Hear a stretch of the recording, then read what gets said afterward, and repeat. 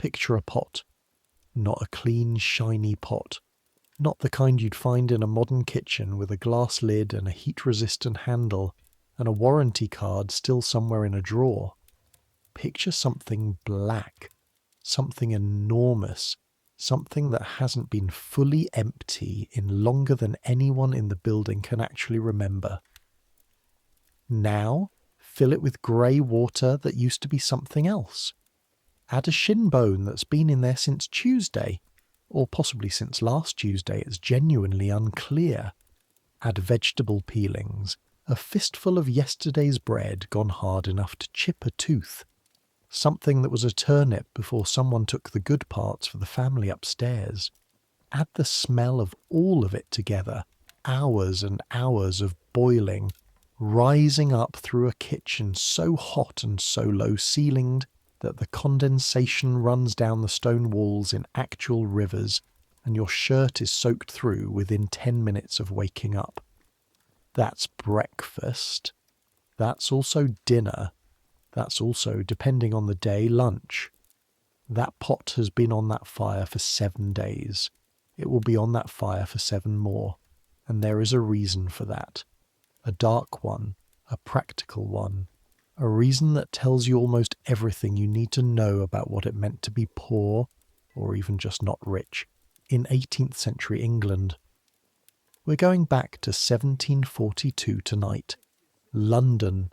Not the London of powdered wigs and candle-lit ballrooms and men in silk waistcoats arguing about philosophy over brandy. We'll see a bit of that. We'll see it from below. We're going into the kitchen. One day. One person. Everything they would have touched, tasted, hauled, burned their hands on and survived. I make these history stories, and honestly, I don't fully know who listens to them at this hour. Maybe you're someone who needs the past to slow your brain down. Maybe you find something comforting about the idea that people have always had hard days and gotten through them anyway. Maybe you're just exhausted and you need a voice telling you about soup in the dark. Either way, get comfortable. Close your eyes if you want. Here we go. The fire never goes out.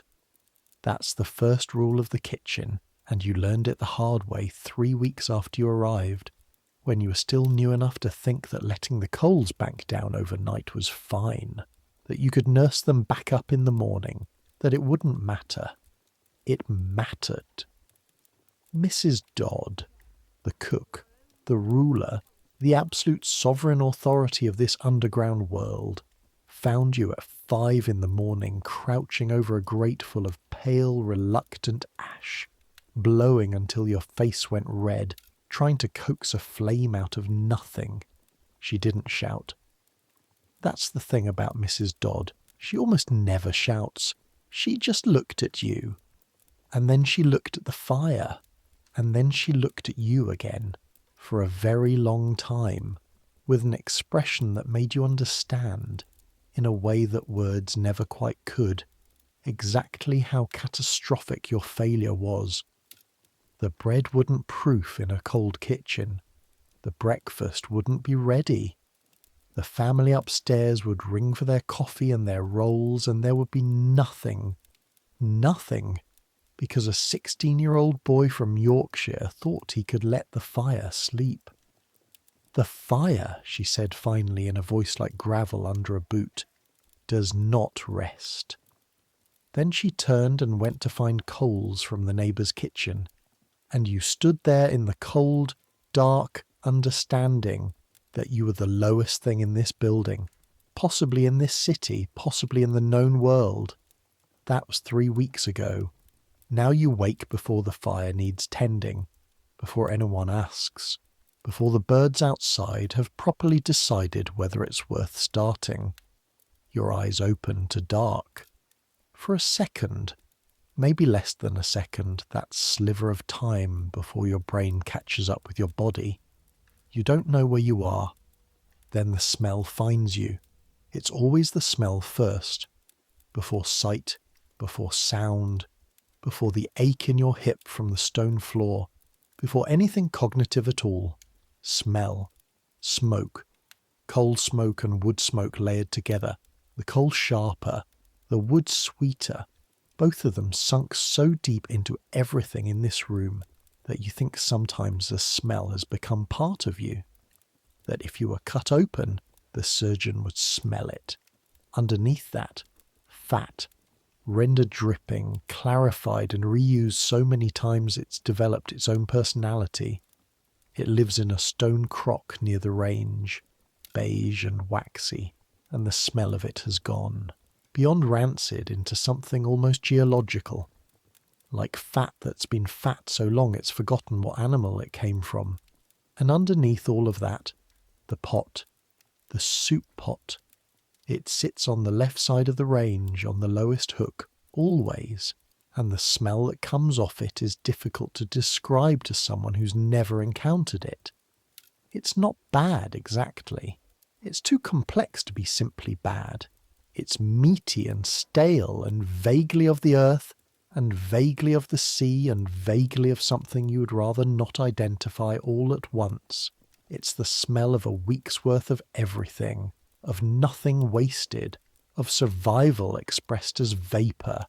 Welcome to a kitchen in London, 1742. Your name is William Marsh. Will, to everyone down here. You're 16 years old, and you came from a village outside Ripon in Yorkshire 4 months ago, with a letter of introduction from the local vicar and 11 shillings in the hem of your coat, which felt like a fortune at the time and now feels like a memory. You sleep on the kitchen floor, not because there's no other option. There is a small room off the scullery with the straw mattress, but because Maggie, the scullery maid, sleeps there, and there's the housekeeper's room, and the lady's maid's room, and the footman's quarters above that, and somewhere above all of that, in an entirely different world that might as well be a different country, the family. You are at the bottom of that. The bottom of the bottom, the kitchen boy, which is a title that means you do whatever needs doing that everyone else is too important or too tired to do themselves. You haul coal, you haul water, you turn the spit when the spit needs turning, which is a job that sounds simple, and is in fact among the most miserable experiences a human body can endure. You scrub pots, you pluck birds, you clean fish, you peel everything that needs peeling. Your hands are the colour of raw beef and the texture of old rope, and you are 16 years old, and they already look like someone else's. But first, every morning, before any of that, you tend the fire, you peel yourself off the floor. The flagstones are cold in a way that stone is cold, a deep cold, a cold with memory, a cold that doesn't care what season it is outside because it's been cold down here since the house was built, and it will be cold long after everyone in it is dead. Your back aches. It always aches now, which is new. In Yorkshire you'd run all day and sleep like a stone and wake up not hurting. London has done something to your back. Mrs. Dodd says it's the lifting. You're starting to think it's the floor. You're dressed, more or less. You slept in your shirt and breeches, which is not a choice so much as a fact. It was cold when you went to sleep.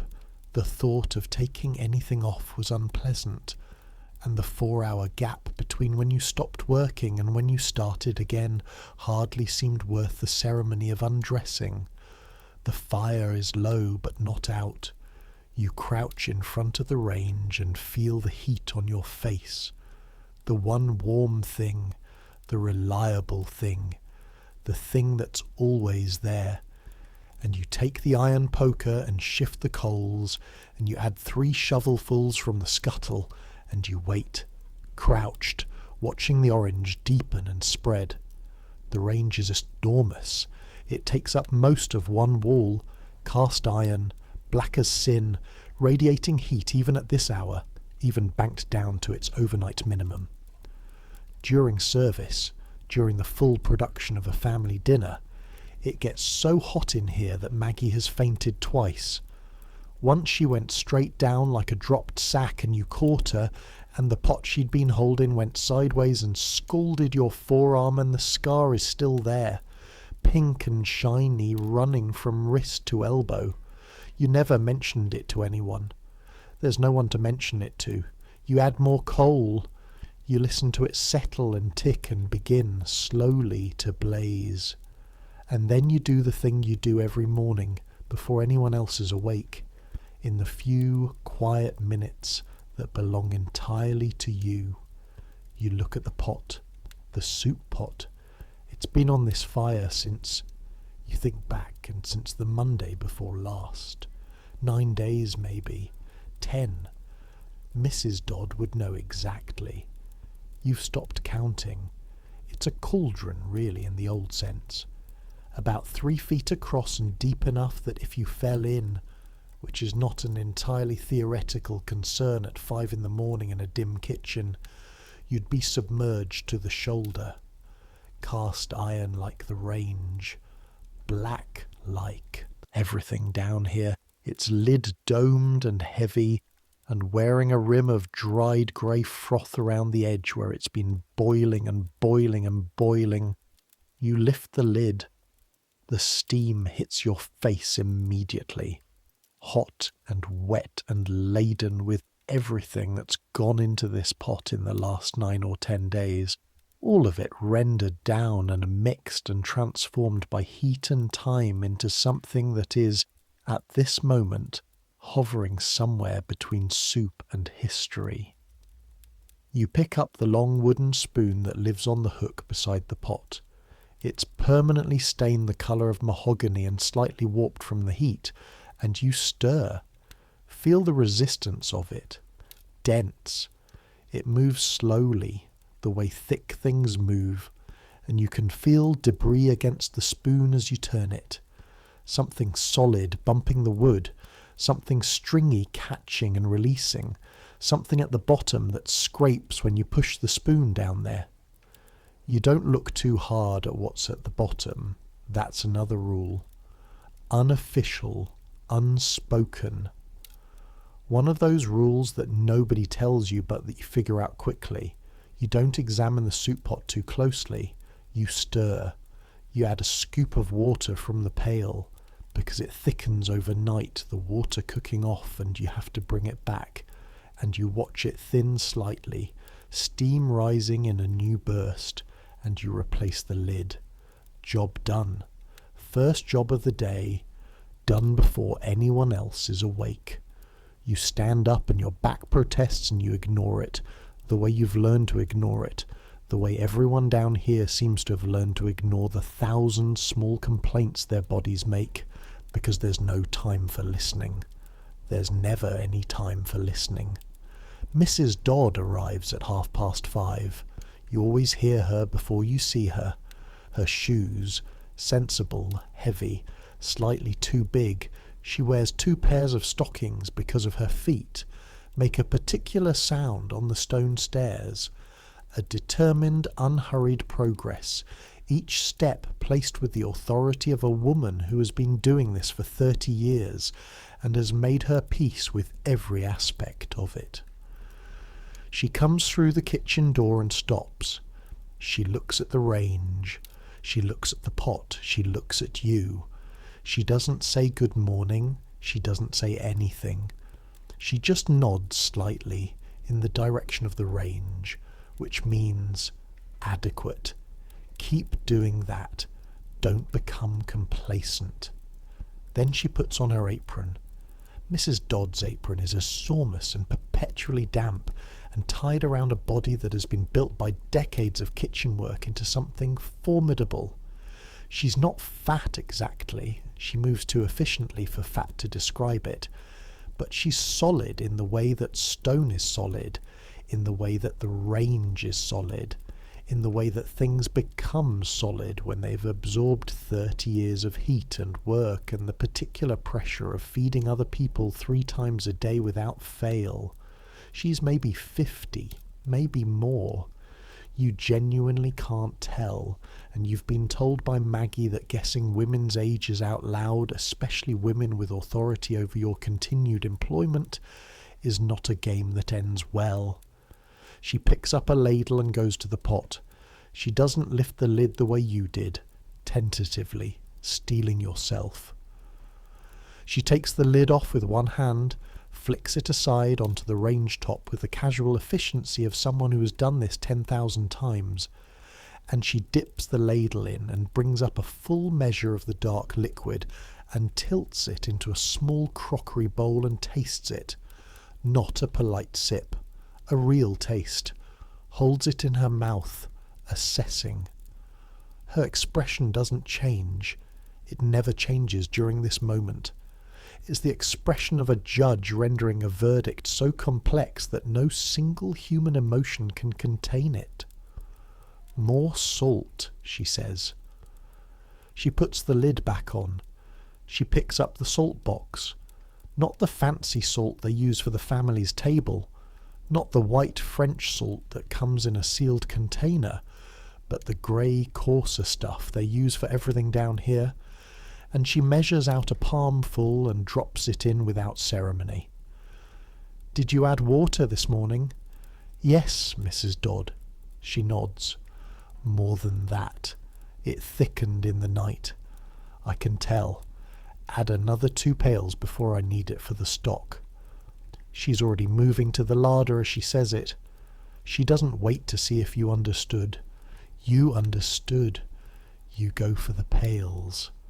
Here's something about water. You probably know, in a vague background way, that people in the 18th century didn't have running water through pipes. No taps, no pressure, no turning a handle and waiting. But knowing it and living it are different things. The water for this kitchen comes from a pump in the court behind the house. It's about 40 feet from the kitchen door, and there's a stone trough where rainwater also collects when it collects, and in winter the pump handle freezes solid until you've run hot water from a kettle over it for 5 minutes, and the handle comes off in your hand 3 or 4 times a year, and you have to do this trip. Pail, pump, pail, carry, kitchen, pour, at minimum 12 times a day. 12 trips. 2 pails each time if you're strong enough. 1 if you're tired, or if the full weight makes your lower back seize, which it does more and more. In a way that makes you think of your grandfather who walked bent over and always said his back went in the kitchens, which you thought meant something metaphorical, but didn't. 40 feet each way, 24 pails. That's 960 feet of walking with full pails before midday. You stop doing the arithmetic after a while. It doesn't help. You go for the pails. The morning air in the court is cold and grey and smells of horse from the mews 2 buildings over, and coal smoke from every chimney in every direction. You can hear the city waking up. Distant cartwheels. Someone shouting. A dog already certain about something somewhere. But in the court itself, just this. Cold. Grey, the sound of your own feet on the wet cobblestones. You work the pump. It fights you the way it fights everyone, a stiff resistance that requires your whole arm before it gives and the water comes out in a grudging stream, brown at first from sitting in the pipe overnight, then clearer, so cold it makes your hands ache immediately. You fill both pails, you lift them. The weight of full water pails is one of those things that seems like it should become normal and doesn't. Your hands on the handles cutting into your palms, the slight swaying of the water that makes the weight shift and fight you. Every morning this same negotiation. You carry them inside, you pour them into the pot, you go back. Maggie arrives while you're on your 3rd trip. She's 15, Maggie. Red-haired, always with something on her face. Flour or ash or a streak of whatever she's been scrubbing. And with the kind of energy in the morning that you find honestly suspicious. She's cheerful. She bounces slightly when she walks. She says good morning to the pot, not to you, to the pot. You asked her once why she did that. She looked at you like you'd said something strange. Because it's been there all night, she said. It gets lonely. You thought about arguing with this and decided against it. Pot's low, she says now, hanging her apron. I know, Mrs. Dodd said. Third day I've had to run it low. Mrs. Dodd keeps taking too much for the family broth upstairs.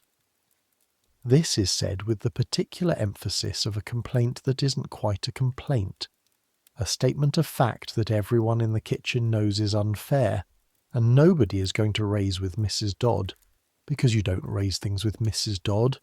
You simply navigate around them. I added 2 pails, you say. Should have been 3. She goes to the pot without ceremony and adds a 3rd pail herself, filling a wide, shallow ladle and adding the water in a slow, careful pour around the sides, rather than splashing cold water into the hot centre, which is the right way to do it. You've been doing it the wrong way for 4 months, apparently. You watch. You learn. This is most of your education. Watching. Filing it away. Trying again. Thomas arrives at 6. Thomas is the footman who helps in the kitchen on mornings when there's a dinner to prepare, which is most mornings. He's 23, tall enough that he has to duck under the low ceiling beam near the larder, and he carries himself with the particular self-possession of someone who has recently been promoted from your position to a slightly less terrible position and hasn't quite stopped congratulating himself about it. He doesn't speak to you when he arrives. He speaks to Mrs. Dodd and then to Maggie, and then he stands near the range warming his hands and looking at the pot the way everyone in this kitchen eventually looks at the pot, which is with a complex expression that contains respect and resignation, and a faint undercurrent of something that might be dread. Still. Going, he says. Still going, Maggie confirms without looking up. How long now? 9 days, you say. Both of them look at you. Thomas with mild surprise, as if he'd forgotten you were there. 10, Mrs. Dodd corrects from inside the larder. Her voice carries through walls. 10 days as of this morning. Thomas nods. He dips a cup in the pot. Just a tin cup scooped in from the top without ceremony, and he drinks. His expression doesn't tell you whether it's good or bad. He just drinks it, the same way he drinks a small beer with breakfast, the same way he drinks the watered wine at supper. It's fuel, it's warmth. It goes in and sustains, and that's enough. Morning, he says, finally to you. Morning, you say. That's all. That's the whole of your social interaction until someone needs you to do something. You need to understand the soup pot, not just as a cooking implement, as a system, as a survival technology so practical and so ancient that it was already old when your great-grandmother was born, and it will still be recognizable in forms long after this city tears itself down and rebuilds. The pot never empties. That's the core of it. That's the rule around which everything else organizes. When the pot runs low, and it runs low every day, because every day it feeds the kitchen staff and provides stock for the family's meals, and fills the bowls of anyone who comes to the back door looking hungry, and there's always someone at the back door looking hungry. You don't throw out what's left. You never throw out what's left. You add to it. Bones. Whatever bones come through this kitchen, the carcasses from yesterday's roast, the joints from the family's dinner that came back from the dining room still with marrow in them, the small bones from butchering, everything, they go in the pot. Cracked first, if you have time, so the marrow releases. Just dropped in whole if you don't. Vegetables, the peelings, the tops and bottoms, The outer leaves of cabbages, the turnip husks, the celery leaves that are too bitter for proper cooking, all of it goes in. Nothing is wasted. In this kitchen, nothing is ever wasted. You will understand this so completely by the time you leave this job that you will carry it with you for the rest of your life. The absolute physical revulsion at throwing food away. Bread, stale bread, hard bread, bread that went wrong, bread that got wet, bread that nobody wanted. It goes in and thickens the stock and provides something close to substance. You will eat a lot of soup thickened with last week's bread and you will be grateful for it. And then, other things you learn not to ask about directly. There's a section of the larder you're not supposed to go into unsupervised.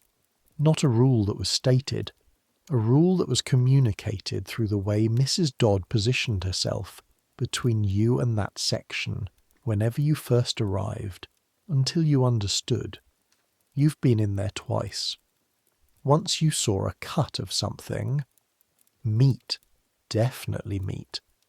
But from what animal and in what condition you filed away in the category of things you've decided not to examine. Sitting in salt in a crock, and you thought about it for a few days, and then you stopped thinking about it, because thinking about it wasn't useful. The soup pot accepts everything. Here's the dark part. Here's the reason. Here's the thing you'll be thinking about when this is over. This is London in 1742. The city has about 700,000 people, maybe more. They're packed into streets and courts and alleys in a density that modern humans would find genuinely difficult to comprehend. They're sharing water sources, sharing outdoor privies, sharing the air above the river, which is where most of the city's waste ends up. Cholera, typhoid, dysentery, smallpox. These are not historical curiosities. These are the weather. These are as ordinary and expected as rain. You know people who have died of these things. Your mother's sister died of something that went through the water. 2 children on your street in Yorkshire. Food spoilage is the same thing. Meat that's been left out. Bread that's gone mould in a way you can't see clearly in the dim light. Fish that was a day further gone than the fishmonger admitted. Milk that's been on a wagon in summer heat. People die from this. Regularly. Not dramatically. Not in ways that get recorded in histories, but in ways that their families know, and their neighbours know, and the parish, records quietly note, intestinal fever, stomach complaint, unknown cause of great suffering, and then death. Heat kills what cold can't keep safe. Boiling, sustained, continuous boiling, kills the organisms that would otherwise kill you. That soup pot on the fire, boiling for 10 days without pause, it's not laziness. It's not tradition for tradition's sake. It's not Mrs. Dodd failing to understand that you're supposed to change the water. It's medicine. It's the closest thing this kitchen has to a sterilization system. Anything that goes in that pot and stays in that pot is, by the time it comes out of that pot, safe. Not because anyone has a theory about microorganisms. Pasteur won't publish for another 100 years. But because everyone knows, in the bone-deep empirical way that humans know things they've learned through consequence, that food cooked long and hot doesn't kill you, the way food cooked short and tepid sometimes does. 7 days, 10 days, 2 weeks, the pot boils. The things in it transform and transform again, their original identities dissolving into the general richness of the stock, and what comes out is not any one thing but the sum of all things, and it is, at minimum, safe. At minimum, you stir it again, feeling the resistance, feeling the debris bumping the spoon, and you think about this. Somewhere upstairs, the family's going to have a clear golden broth for their first course tonight, strained through fine muslin, seasoned with French salt and garden herbs, served in porcelain bowls that cost more than your father makes in a month. That broth comes from this pot. You think about that too. By 7, the kitchen is in full operation, and full operation means something that you still find genuinely astonishing 4 months in. It's chaos, but it's ordered chaos, which is different. It's the kind of chaos that has a map, that has a logic, that every person in this room understands except you, and you're learning it the way you learn the streets. Not by being taught, but by getting it wrong and correcting, getting it wrong and correcting, until slowly, the pattern becomes readable. Mrs. Dodd is the centre. Everything orbits her. She stands at the main workbench, a scarred and stained and absolutely immovable thing, hardwood gone dark from 100 years of the use, scored with knife cuts in the grain like lines in a palm. And she doesn't move quickly, but she never stops moving. Hands always doing something. Eyes always on 3 things at once. She's making pastry on the right end of the bench. Her hands work the fat into the flour with a motion so practised it's become gesture, unconscious, the way breathing is unconscious. Cold hands. She plunges them into the cold water pail between passes to keep the temperature down, because warm hands melt the fat, because warm fat makes tough pastry, because she knows these things the way she knows her own name. She's directing Maggie on the left end. Maggie is scrubbing carrots, a pile of them from yesterday's delivery, still earth-covered, and she's working fast because Mrs. Dodd said 12, and there are currently 4 cleaned, and the clock above the range says 7:10. She's watching you. You're at the spit. The spit is a device that sits in front of the fire on the right side of the range, and it involves a metal rod upon which meat is threaded and rotated slowly and continuously, so that it cooks evenly on all sides without burning. Simple enough concept. The execution is something else. The spit needs to turn continuously.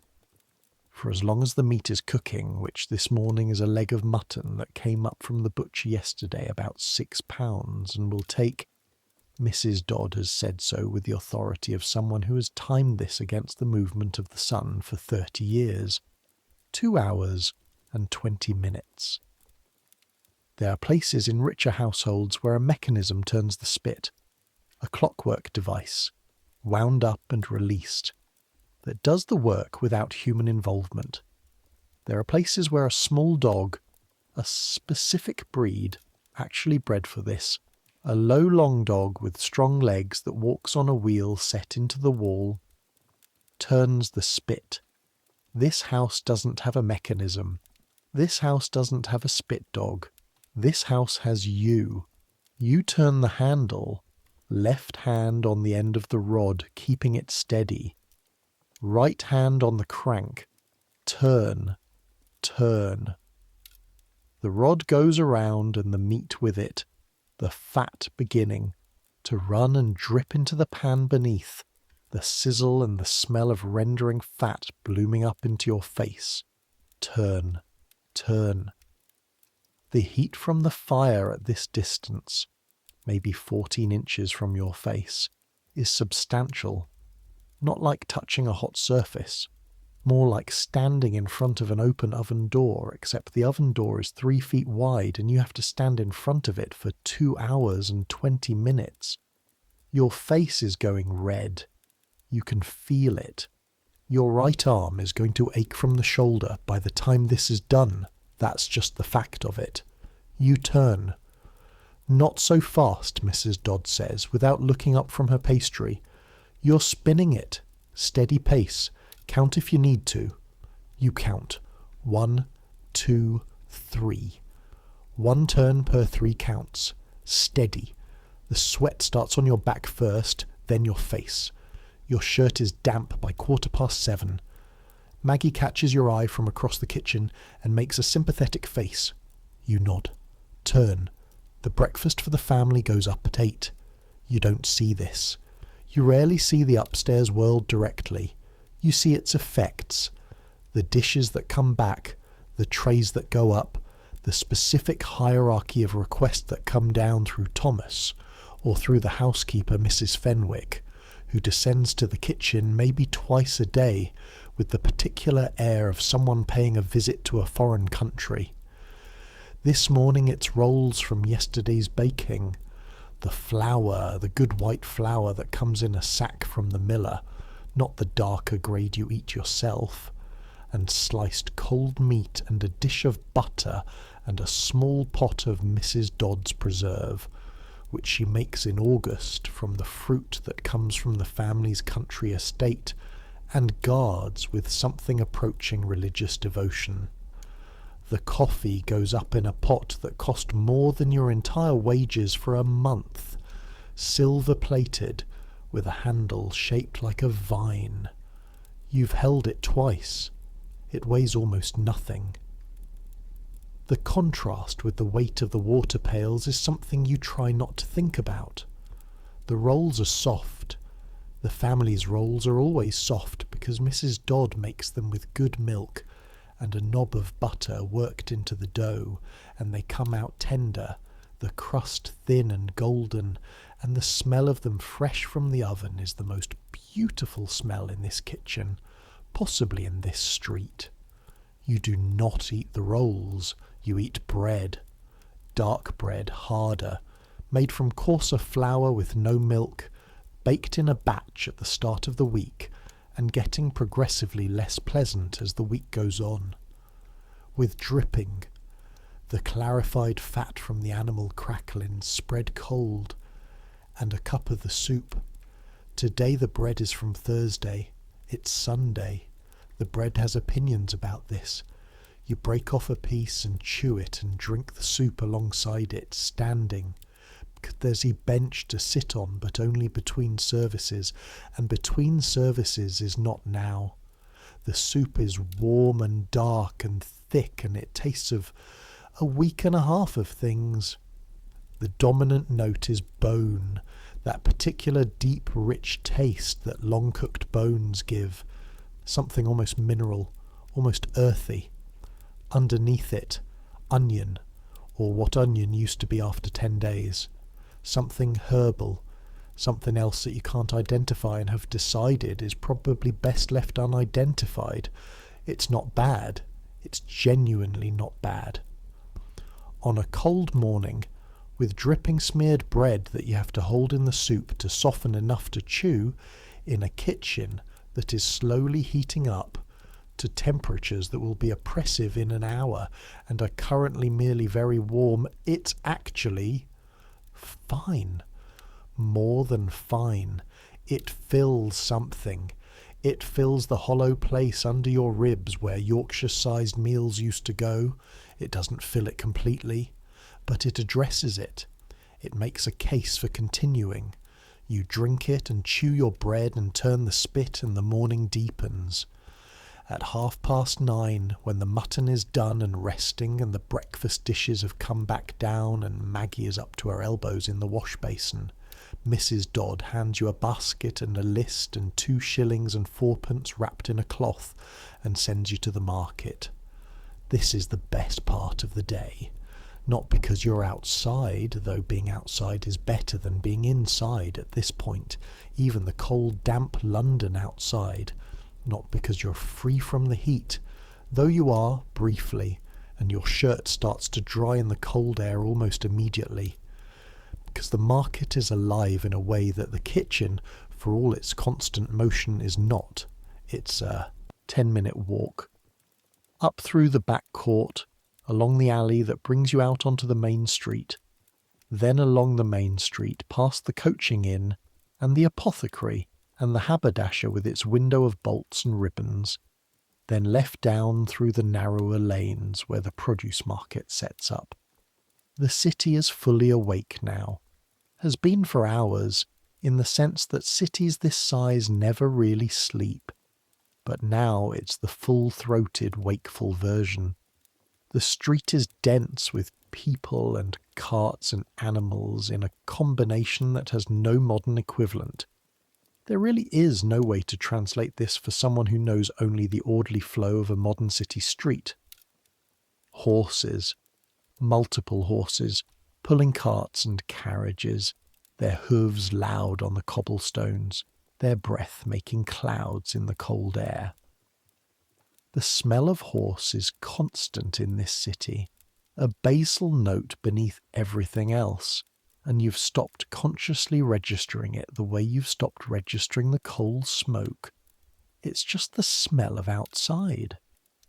A cart full of night soil, the polite name for what it is, makes its way up the street in the other direction, the driver hunched against the cold and the smell, the cart itself a source of involuntary eye-watering as it passes. You've heard that in Paris they have an underground sewer system, partially, that some of the waste goes underground rather than in carts and river discharge, that it's actually worse in some ways, the smell rising up through street grates in summer. You try to imagine a worse smell than this city in summer and can't quite manage it.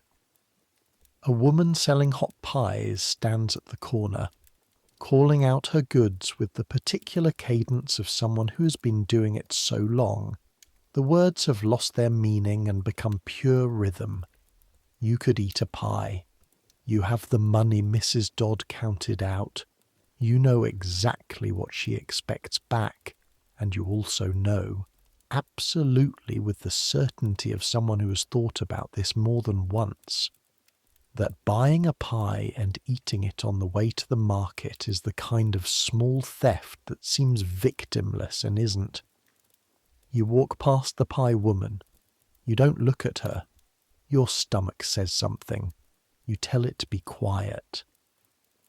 The market is 3 rows of stalls under a partial roof, wooden, patched, one section of it slightly collapsed and propped back up with what appear to be old wheel spokes, and it smells of everything at once, which at this hour in the morning means fish and mud and overripe fruit and cold. You have a list. Mrs. Dodd's lists are works of specificity, not just turnips, but turnips no larger than a fist and not the soft ones from yesterday that Gibson tried to pass off. Tell him, I said. Not just fish, but 1 piece of salt cod. Check it yourself. Hold it to your nose, and if it smells like low tide, put it back, and ask if he has sprats, good fresh ones, not the ones from the back. Every item on the list has a provenance, a test, a negotiation strategy, a warning about what will be attempted by the seller and how to counter it. You've been coming to this market for 4 months. You know most of the sellers by now, by face if not by name. They know you as Mrs. Dodd's boy, which is a category that has a specific meaning. They're not going to try the soft turnips with you, because Mrs. Dodd's boys have sent things back before, and it was worse than just selling decent goods from the start. You go to Gibson first, because Mrs. Dodd's list always means starting with the hardest negotiation, and Gibson is a man who respects Mrs. Dodd's reputation enough to show you his good turnips first, but only if you stand there and look like you're actually evaluating. You pick up a turnip, squeeze it slightly, testing firmness. It's fine. They're all fine this morning. Penny ha'penny for 5, Gibson says. Mrs. Dodd said a penny for 6. Mrs. Dodd must be thinking of last month's prices. These are from... A penny for 6, you say, with the particular tone you've been developing, which is not aggressive, not rude, just entirely certain, as if the penny for 6 is simply a fact about the world, as if arguing with it would be arguing with gravity. Gibson makes a face. He fills a small sack. You hand over the penny. You move on. The fish. The cod is fine. You hold it to your nose. It's cold and salt-stiff and smells of the sea, not of decay, which is the test. And you nod and you pay. The sprats, when you ask, get an expression from the fishmonger that tells you everything you need to know. He shakes his head just slightly, with the slight downturn of someone who has something they know isn't quite right, and is deciding whether to offer it. What have you got from yesterday, you say? He reaches under the table and brings out a small bundle wrapped in cloth. You open it. You smell it. Yesterday's sprats. Not bad. At the edge. The kind of thing that, in a kitchen with any proper refrigeration, would be thrown away. In a kitchen with a perpetually boiling pot that will destroy everything problematic about them within 20 minutes of being dropped in, and that is in fact exactly where they're going, they're fine. 3 farthings, you say. He says 4. You say 3. He says done. You put them in the basket. Here's the thing about markets. Here's the thing about being 16 years old and poor and working in a kitchen in 1742 that you've learned with a clarity that surprises you sometimes with its bleakness. Everything is a decision about how much you can compromise. The turnips are fine, but Gibson's fine turnips are the bottom of his barrel. You know this. He knows you know this. The transaction happens at the level of both of you, accepting that you are getting adequate things for adequate prices, and this is the entire contract. The sprats aren't quite fresh. Mrs. Dodd knows this before you get home. She'll smell the basket at the door. She'll say nothing. They'll go in the pot, and the pot will deal with them, and everyone will eat them in a soup that's had them for 3 days, and nobody will get sick because the pot has been boiling since Monday. This is the economy of the kitchen. This is what the soup pot does, besides feeding people. It's a margin, a safety margin, a way of taking the too old and the slightly off and the questionable and making it viable. The pot doesn't just boil out the bad, it transforms it. Given enough time, enough heat, enough other things to absorb into, the questionable becomes part of the whole, and the whole is, by definition of having been boiling for a week, safe. 7 days, 10 days. It's not arbitrary. It's the absolute minimum, to be sure. You pick up the rest of the list. Dried herbs, a penny. A small piece of salt bacon for flavouring. 3 apples for the family's dessert tonight, which you're specifically not allowed to eat one of, even though they're right there in your basket and you're hungry and they smell magnificent. You walk home. The basket is heavy on your arm. The cold is starting to get into your fingers properly, and you tuck your free hand under your opposite arm to warm it, a habit you've developed so automatically you don't notice you're doing it. You're back by 11. Mrs. Dodd takes the basket. She looks at the sprats. She looks at you. How much? 3 farthings. She holds one to her nose, puts it down, picks up another, puts it down. She doesn't say they're too old. She doesn't say you should have gotten better. She just looks at the basket with the particular expression of someone making calculations. They go in the pot, she says. Midday, after I've taken the stock for tonight. She puts the basket on the shelf. She goes back to the bench. You stand there for a moment in that particular after-the-errand stillness, waiting to be told what's next. Bones from Tuesday, she says without turning. They're in the cold larder in the green crock. Bring them here. You go to the cold larder. The cold larder is a small room off the kitchen, on the north side of the house where the sun doesn't reach, and it's kept as cold as it can be kept given that there's no ice in it, and no mechanism of cooling beyond stone walls and a small vent that lets in the outdoor air. In summer it's not cold. It's less warm than the kitchen. In winter, real winter, January and February, You can see your breath in there. Right now, in October, it's maybe 8 or 9 degrees Celsius. Cold enough to keep things for a few days. Not cold enough to keep them indefinitely. The green crock. You find it on the lower shelf. It's heavy, you can tell before you lift it. And when you take off the cloth it's covered with, you see the bones. Tuesday's roast. A chicken, the whole carcass cracked in 3 places, and a long beef bone still with some matter in the hollows, and something smaller, probably lamb. The smell is of old meat. Cold. Not bad. Not spoiled. But absolutely undeniably the smell of flesh that has been dead for 4 days. You carry it to the bench. Mrs. Dodd takes the chicken carcass and holds it up, turning it slowly, examining it the way she examines everything, with this absolute professional attention that sees exactly what's there, and nothing more and nothing less. Good, she says, meaning this is usable. She cracks the bones again with the cleaver, a sound like breaking something that should have been unbreakable, and drops them in the pot. You watch the pot receive them. The boiling barely pauses. There's a brief surge of steam as the cold bones hit the hot liquid, and then the pot just absorbs them.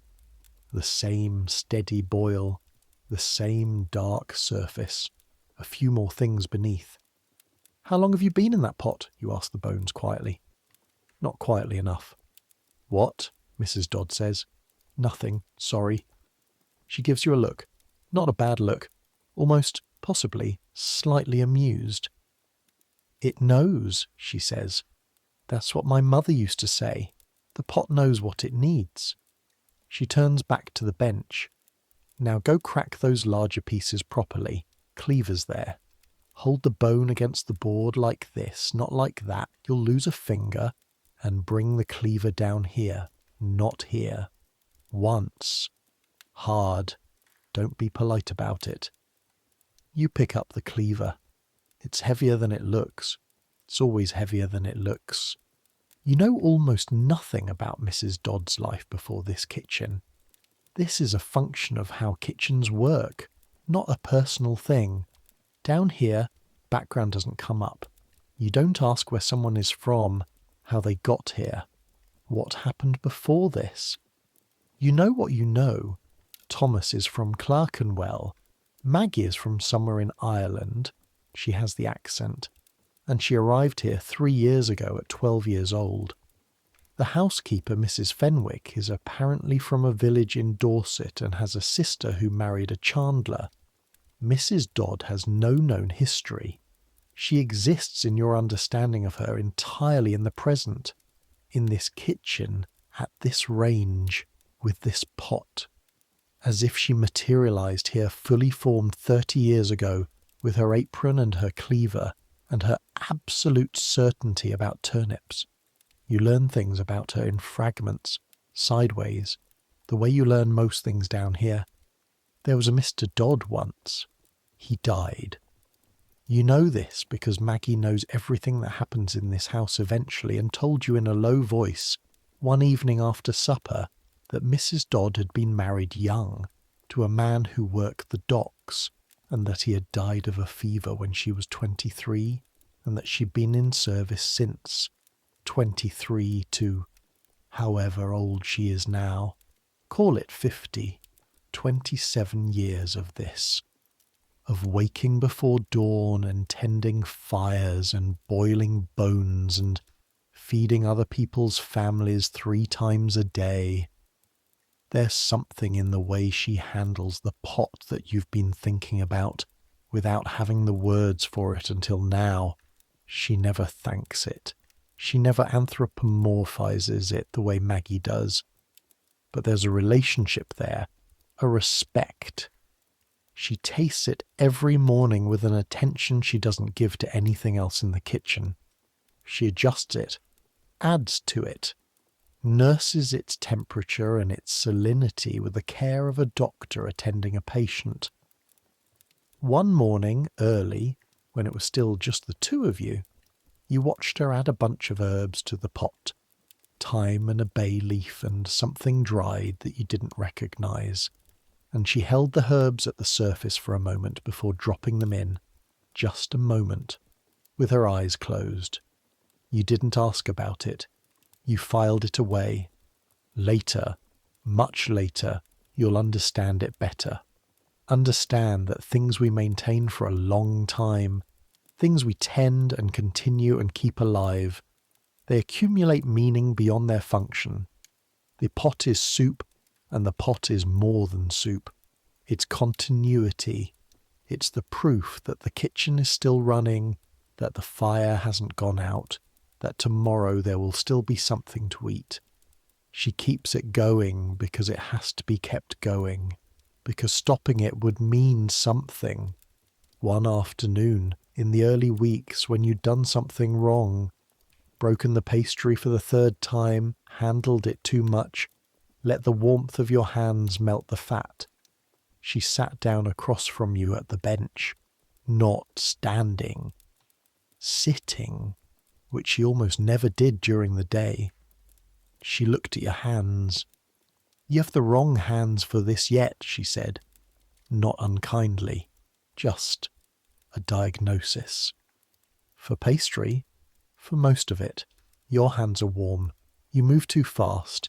You push when you should pull. She paused. You'll learn. Hands change with the work. She looked at her own hands then, briefly, the way people sometimes look at their hands when they've forgotten they're going to and then surprise themselves.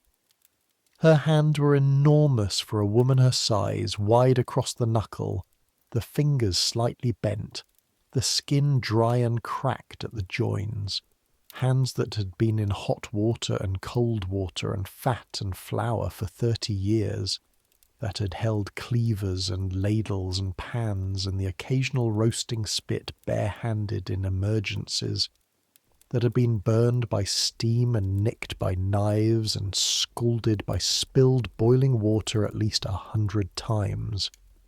"Does it hurt?" he asked, not meaning the hands, meaning all of it, meaning the 30 years. She looked at you for a long moment. You thought you'd overstepped, said the wrong thing, found the one question she wouldn't answer. "Everything hurts," she said, and that's not the point. She stood up. "Do the pastry again. Cold hands this time. In the cold water between passes, don't rush." She went back to the range. "You did the pastry again. It came out better. Not good, but better. Here's the thing that nobody in this kitchen knows and everybody in this kitchen knows, by which I mean they know the practice without the theory. They know the rule. Keep the pot going, keep it hot, don't let it sit cold. Don't eat from a pot that's been off the fire overnight without knowing the reason. The reason is bacteria. In 1742, bacteria are not a concept. The word doesn't exist in this context.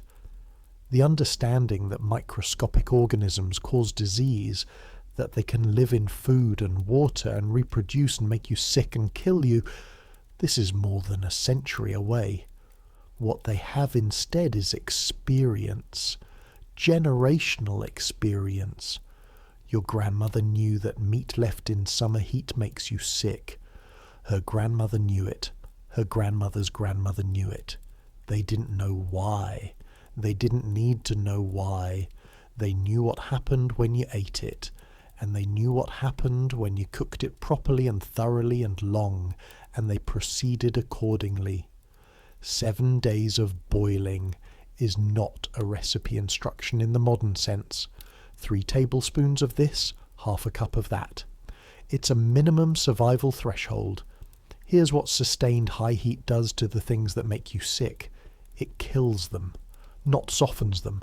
Not weakens them. Kills them. At 100 degrees Celsius, the boiling point of water, most pathogenic bacteria are destroyed within minutes. But most is not all. Some bacteria form spores that are heat resistant. Some require sustained high temperatures rather than brief ones. And in a pot that's being opened and closed, that's being added to, that's cooling slightly when new cold water is added and then coming back up. The reliability of that temperature is not absolute. 7 days is the margin. 7 days of continuous boiling is enough that even the heat-resistant forms, even the spores, even the things that sneak in on Tuesday's questionable sprats, by Sunday, they're gone. Thoroughly, comprehensively gone. The soup isn't safe because it's been boiling for a week. The soup is safe because it's been boiling for exactly long enough. When people in this century die of food poisoning, and they do regularly in the poorest households especially, in the places where there's no fuel to maintain a fire, no pot large enough to keep the system going, no Mrs. Dodd with her 30 years of empirical knowledge, it's often because they ate food that had been cooked once and then left, a meal prepared and not eaten immediately, a pot taken off the fire to save coal and never quite brought back up to temperature. The cold gap is where the damage happens. The perpetual pot, kept always boiling, has no cold gap. The bacteria that make it into that pot on Thursday are dead by Friday and dissolved by the following Monday. The soup knows. You're thinking about this while you're scrubbing the breakfast pots. The scrubbing station is in the corner near the scullery door, where there's a deep stone basin and the perpetual supply of water that Maggie has been heating on the small hob, not the main range, the secondary smaller fire that's kept going specifically for washing water. The pots from this morning's breakfast are stacked to your left. The large saucepan that the porridge came from, the smaller pot for the coffee, 2 baking sheets from the rolls. Standard load. Not the worst morning. You scrub with a brush made from stiff bristles bound to a wooden handle, and the water is hot enough that your hands are red within a minute of starting, and the grease from the porridge pot comes off in grey spirals. Your hands ache. Not badly. Not the deep bone ache of the spit turning, which is different, but a steady surface ache from the hot water and the scrubbing, the skin of your knuckles going raw around the edges. Outside, the October rain has started. You can hear it on the vent above the scullery, a sound that inside the kitchen means cold getting through the cracks, means the court will be slippery, means the water pails will fill with rain mixed in, means eventually that the winter is beginning. And winter is the harder part. Your first winter in London. You've been told about it by Thomas and Maggie, both of whom have managed it before, in tones that suggest you should regard it with respect. Not fear exactly. Respect. January and February, Thomas said once. That's when you find out what kind of person you are. You scrub the porridge pot. You think about January. The family's having guests tonight. You know this because it has been the organising principle of the kitchen since Thursday, when the letter arrived, and Mrs. Dodd received the news with a stillness that meant reorganising everything in her head. A stillness that lasted about 30 seconds and then broke into a flow of specific, rapid instructions to everyone within earshot. 6 at table. 6 guests plus the family makes 12 total, which means, and you've learned enough about the kitchen's capacity to understand this, which means the range will be running at full power from 2 in the afternoon until the last course is sent up at 9, possibly 10, and the kitchen will be running at a heat that makes you think of the descriptive language in the Bible that Mrs. Dodd reads on Sunday evenings. There's going to be a remove of soup first. There's always soup first for formal dinners. A refined, strained broth, clear and golden, with maybe a few pieces of carefully cut vegetable and a scattering of herbs. It arrives in a tureen that lives in a cabinet upstairs and comes out only for this purpose, cream-coloured with painted flowers, and it's ladled into the porcelain bowls by Thomas with the particular deference of someone handling something that costs more than the kitchen's entire contents combined. That soup comes from this pot, from the bones and the peelings and the sprats from today's market, and Tuesday's chicken carcass, and last week's miscellany, strained through double muslin, seasoned with the good French salt, clarified with egg white to run clear, a process Mrs. Dodd will undertake herself, alone, because the clarifying is the most technical part and she doesn't trust it to anyone else. The family will eat this. 12 people tonight with their wine and their conversation will drink, from fine porcelain, a soup that has been in this pot since Monday and contains the structural essence of a week's worth of whatever came through this kitchen. They don't know this. Or, and this is the more interesting thought, they do know it in the vague way that people who depend on kitchens they never enter know things about those kitchens. They know there is a cook and there is a kitchen and there is a pot and food comes from there.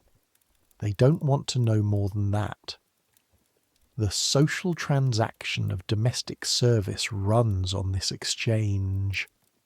You provide the clean result and they agree not to examine the process. The clarity of the soup is its own kind of lie, or transformation, depending on how you look at it. The afternoon is the hardest part. 2 o'clock arrives and the range is loaded to its maximum, and the heat in the kitchen builds steadily in 15-minute increments, until by 3:30 it's an environment that requires a kind of constant low-level management just to exist in without distress. You're rotating between 4 tasks. The spit again, for a large piece of beef that will be the main remove, the vegetable preparation, an ongoing process of cutting and blanching and arranging, the washing up of everything used in prep, an endless stream, and running between the larder and the bench with whatever Mrs. Dodd calls for. Maggie is pink in the face, has been for an hour. Thomas is at the top of the kitchen stairs managing the pass-up, the moment when finished dishes are handed to the footman who carries them to the dining room, and he keeps appearing at the top of the stairs with his arm outstretched and his expression communicating urgency. And Mrs. Dodd sends things up in the order she decides them, and Thomas's expression communicating urgency is not a factor. The soup goes up at 6. Mrs. Dodd herself carries the tureen to the bottom of the stairs. She holds it for a moment. She looks at it, not checking it. Something else. Something that takes about 3 seconds and then it's done. She hands it up. Thomas takes it. The soup goes up the stairs and out of your world and into theirs. You eat supper at 9:30. The kitchen has been cleaned back to its working state.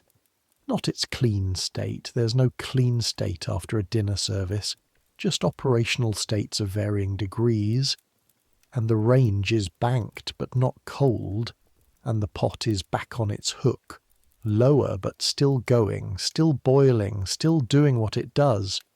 Tonight's supper for the kitchen staff is a thick slice from the joint that came back from the dining room. There's always something that comes back, some piece that didn't get carved, some dish that went up and came down again untouched, and the dark bread and the dripping and the soup. Always the soup. You eat it from a tin bowl. You sit on the bench, which is allowed at supper because the service is done. Your feet hurt. Your arms hurt. The specific burn of the spit turning has settled into the muscles of your right shoulder in a way that will wake you up twice tonight. Maggie is eating with her eyes half closed. She gets up sometimes from pure momentum mid-eating, moving toward the range or the wash basin on automatic, and then realizes she has nothing to do and sits back down. Thomas is upstairs, still in service, waiting for the last course to clear. Mrs. Dodd is at the bench with her ledger. She keeps the household accounts for the kitchen, every penny that comes in and goes out, every transaction at the market, every cost of every ingredient, in a ledger that's as worn as the workbench itself, its spine cracked, its pages soft with handling. She's writing in it with a stub of pencil, occasionally consulting a small pile of receipts, moving her lips slightly as she calculates. You watch her do this in the quiet of the kitchen after, and you try to understand the shape of what you're watching.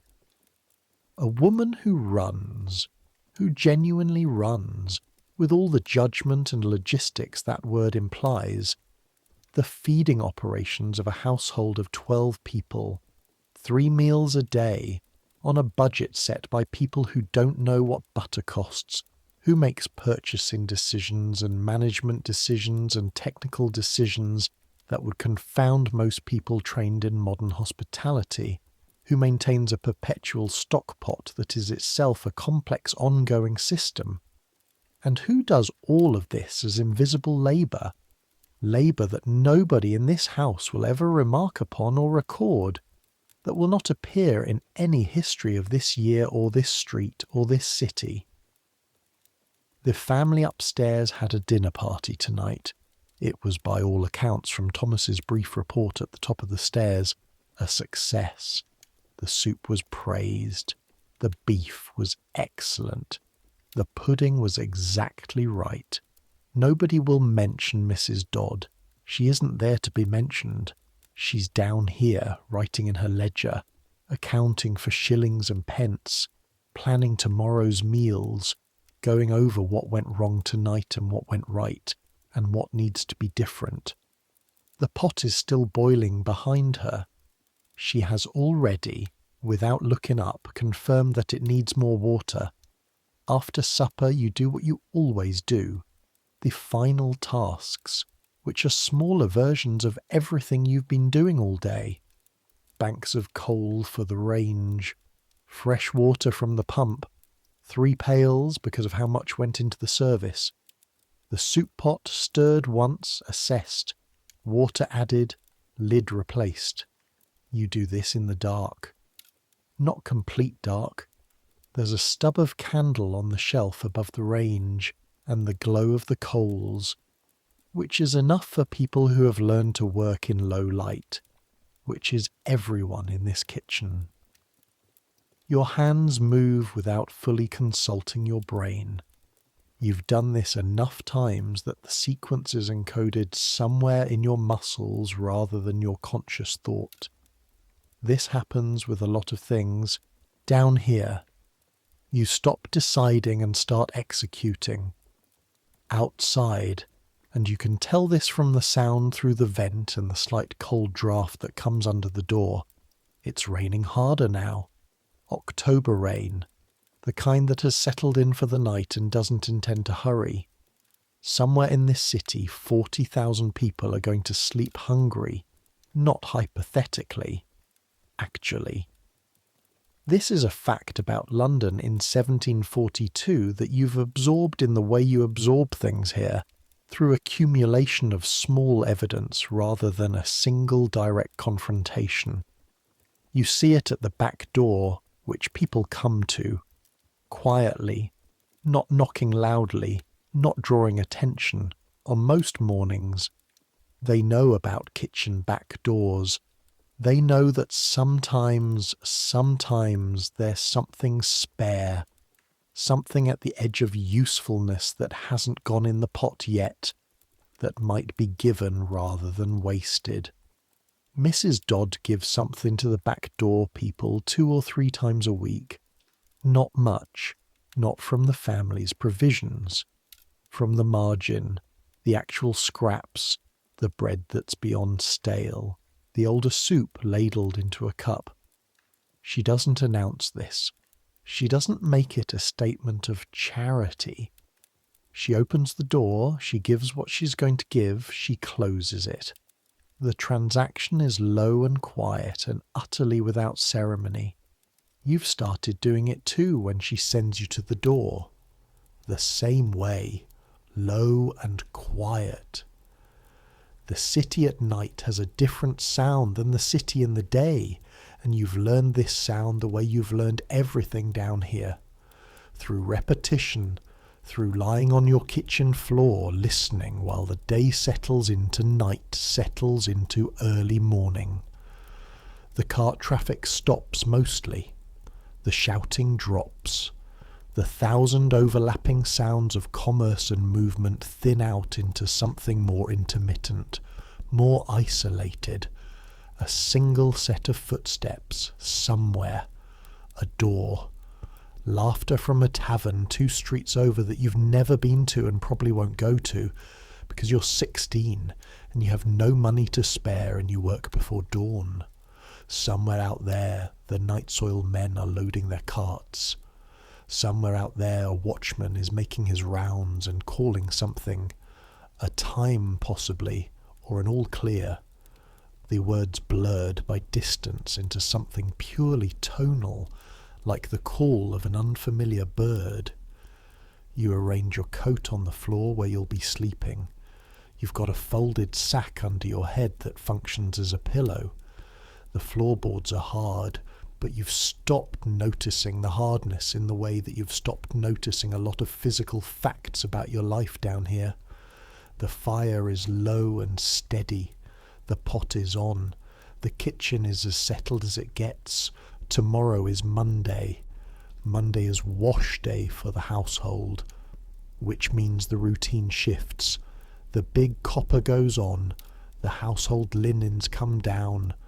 The kitchen loses Maggie for most of the morning and gains the laundry women who need hot water, which means the hob runs all day, which means you're hauling coal on top of everything else.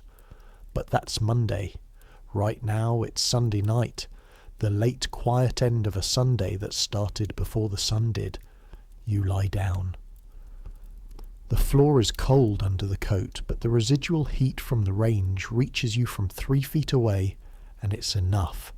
You lie there and listen to the pot. It doesn't stop. It never stops.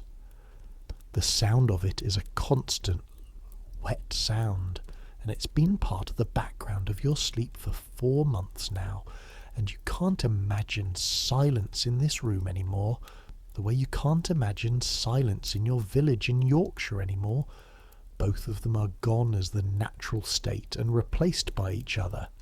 The pot boils, the city settles, your eyes are heavy. 3 months after this day, in January, which is when you find out what kind of person you are, the pot goes wrong.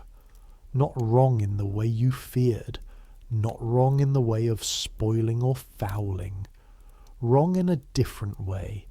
The coal deliveries are disrupted for 4 days by ice on the roads, and a dispute between the coal merchant and someone further up the supply chain, and the range goes cold in a way it hasn't gone cold since your first week. Except this time you tried, you did everything right. It wasn't your fault. The pot cools. Not to room temperature, but low enough that the boiling stops for 6 hours, and then, when you finally get the range back up with desperate urgency, the boiling resumes, but it's 6 hours later. Mrs. Dodd stands at the pot and looks at it for a long time, not tasting it. Just looking. She empties it. All of it. 10 days of work. Everything that's accumulated, everything you've learned to think of as the essential stock of the kitchen, poured into the drain.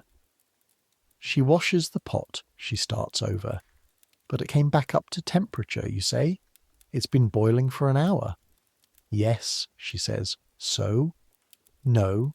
She's scrubbing the inside of the pot with sand and she doesn't stop scrubbing. We start again.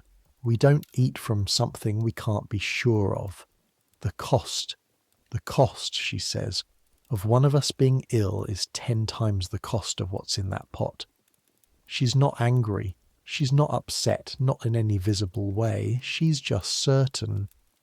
How will you know, you ask? Next time it goes cold, how will you know if it's too cold? She stops scrubbing. She thinks about this. You feel it, she says. You put your hand over the pot without touching it and you feel the heat.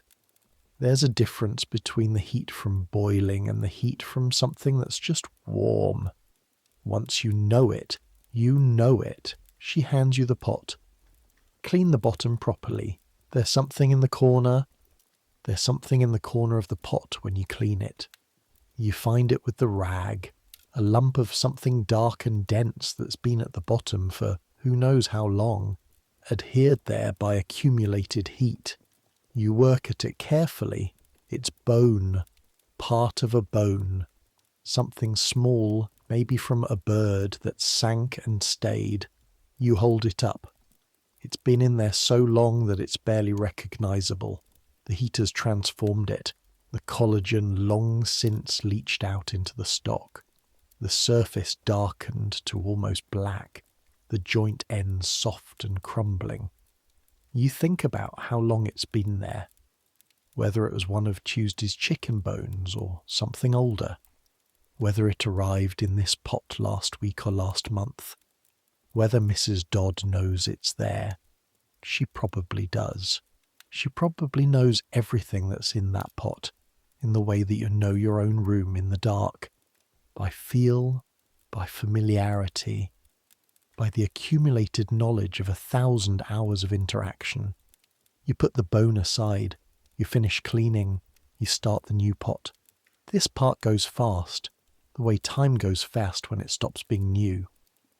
By March, you know the weight of a full water pail by the sound it makes when you set it down.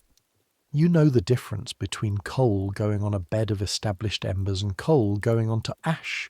Sound, smell, the behaviour of the smoke. And you know which requires more air and which less. You know the soup. Not just how it works, not just its function. You know this specific pot's specific flavour at any given point in its cycle. Day 3, it has a particular brightness from the fresh vegetables. Day 6, it's deeper and darker, the bone marrow properly dissolved.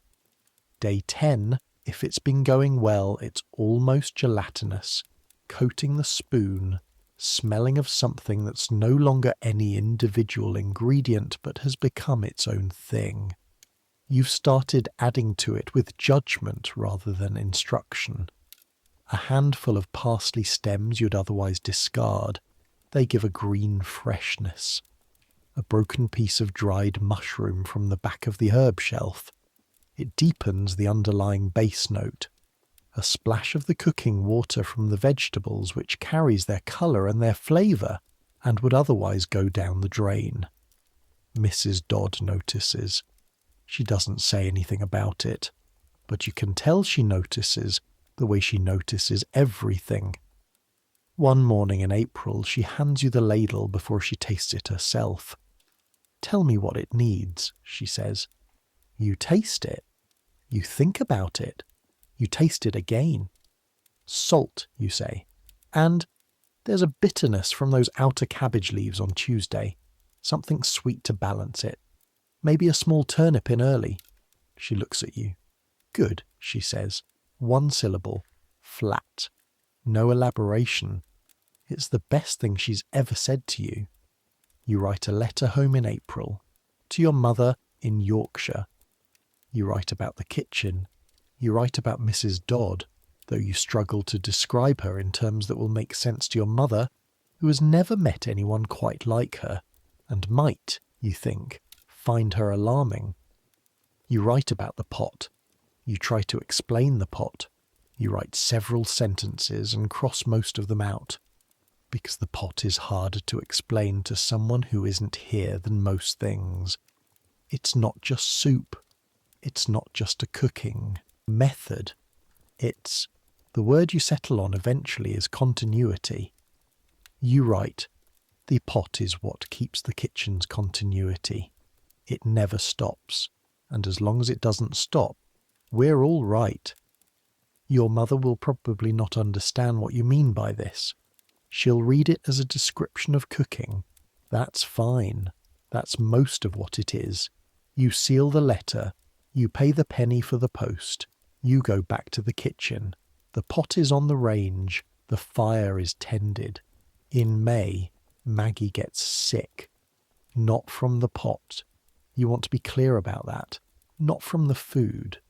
It's a chest complaint that starts as a cough and becomes, over 3 days, something worse.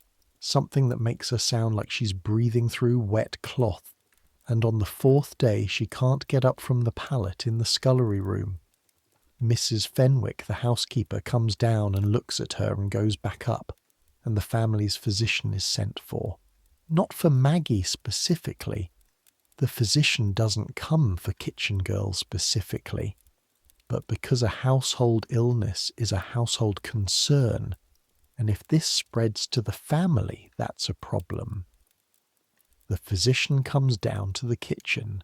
He's a small, precise man with a wig and a brown coat, and he looks at the kitchen the way you'd look at a foreign country, as if surprised that it exists, surprised that the machinery is all here, surprised that people live and work in these underground rooms. He looks at Maggie. He pronounces. He prescribes something that Thomas is sent to the apothecary to fetch, something in a small brown bottle that smells of bark and something else. He charges more than you make in a month. He goes back upstairs. He doesn't come down again. Mrs. Dodd nurses Maggie between services with the same efficiency she brings to everything, without ceremony or demonstrative tenderness, but with absolute reliability. A cup of the soup every 4 hours, a damp cloth for the fever, the brown bottle medicine administered on schedule. The soup. You see Mrs. Dodd taking a cup of it up the stairs to Maggie's room, carrying it carefully so it doesn't spill, and you understand something you couldn't have articulated 4 months ago. This is what it's for. This is the core of it. Not the family's clear golden broth in their porcelain bowls. This, a tin cup of 10-day stock taken to a sick girl in a room with no window and a straw mattress, because it's hot and it's safe and it's everything this kitchen has to offer. Maggie recovers in a week. She comes back to the kitchen, thin and pale, but fundamentally herself. Cheerful in the morning, saying good morning to the pot. The pot, as always, accepts her greeting. The summer comes, and it's as bad as Thomas promised. The river smells so badly on hot days that even down here, underground, with the stone walls and the vent pointed north, you can smell it. The city in summer is something that has to be experienced to be understood, and having experienced it, you would prefer not to experience it again, while also understanding that it will be back next year and the year after. You work through it. Everyone works through it. The kitchen in July is an act of endurance. You learn to do the worst work, the spit turning, the range work, anything requiring you to be near direct heat in the first and last hours of the day, when the kitchen hasn't yet reached its full temperature or has started cooling. You learn to drink water constantly. This is advice from Mrs. Dodd that she gives every summer to every new person in the kitchen. Drink the water. Clean water, not river water. Pump water. Boiled first when possible. People think it's the heat that fells kitchen workers in summer, and it's partly the heat and partly the dehydration, the not drinking because you're so overwhelmed by the work that you forget, and then you forget again, and then your vision goes slightly and your head pounds, and that's a day gone. You drink the water, you survive the summer. Autumn comes back, the air cools, you can breathe again. One morning in October, exactly 1 year after your first morning in this kitchen, you know the date because you wrote it in the letter home. You wake up before the fire needs tending, as always, and you lie there for a moment on your kitchen floor, and you listen to the pot, still going, always still going, and you realize, in the particular clarity that sleep departure sometimes brings, that you are no longer afraid of this city, that you are no longer overwhelmed by it, no longer lost in it, no longer quite the person who arrived with 11 shillings in his hem and a vicar's letter and a face that apparently communicated his Yorkshire origin at 50 paces. You're still not London. You're not sure you'll ever be London, whatever that means. But you're not London anymore either. You're something in between. Something this year has made. You get up. You tend the fire. You stir the pot. You're 23 years old when you have your own kitchen. Not your own kitchen, not yet. But the kitchen of a smaller household, a merchant family, where you are the cook of all works and the kitchen is smaller than Mrs. Dodd's, and you do more of it yourself. The first thing you do is start a pot.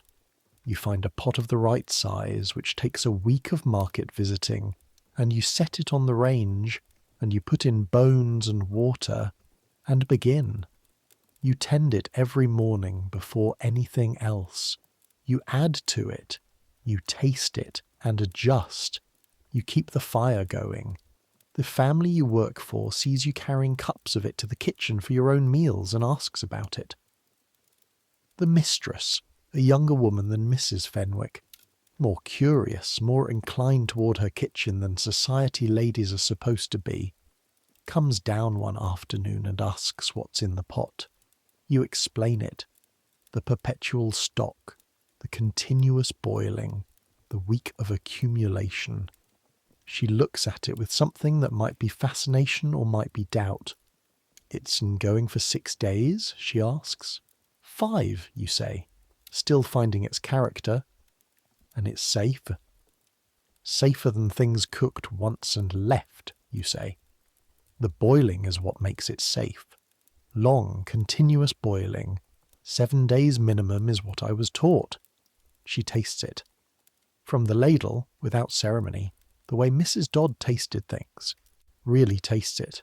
Holds it in her mouth. It's good, she says, slightly surprised. Day 10 is better, you say. She laughs. Here's what you carry from Mrs. Dodd's kitchen. You carry the knowledge of fire, how to tend it and not over-tend it, how to read it by sound and smell and colour. You carry the knowledge of the pot, what it accepts and what it transforms and what it rejects, and the feel of the heat from a properly boiling pot versus one that's merely warm. You carry the patience. The patience is the hardest thing and the most important. The patience to add ingredients that won't be soup for 4 more days. The patience to maintain something long past the point of interesting, and in the sure knowledge that the maintenance is the point.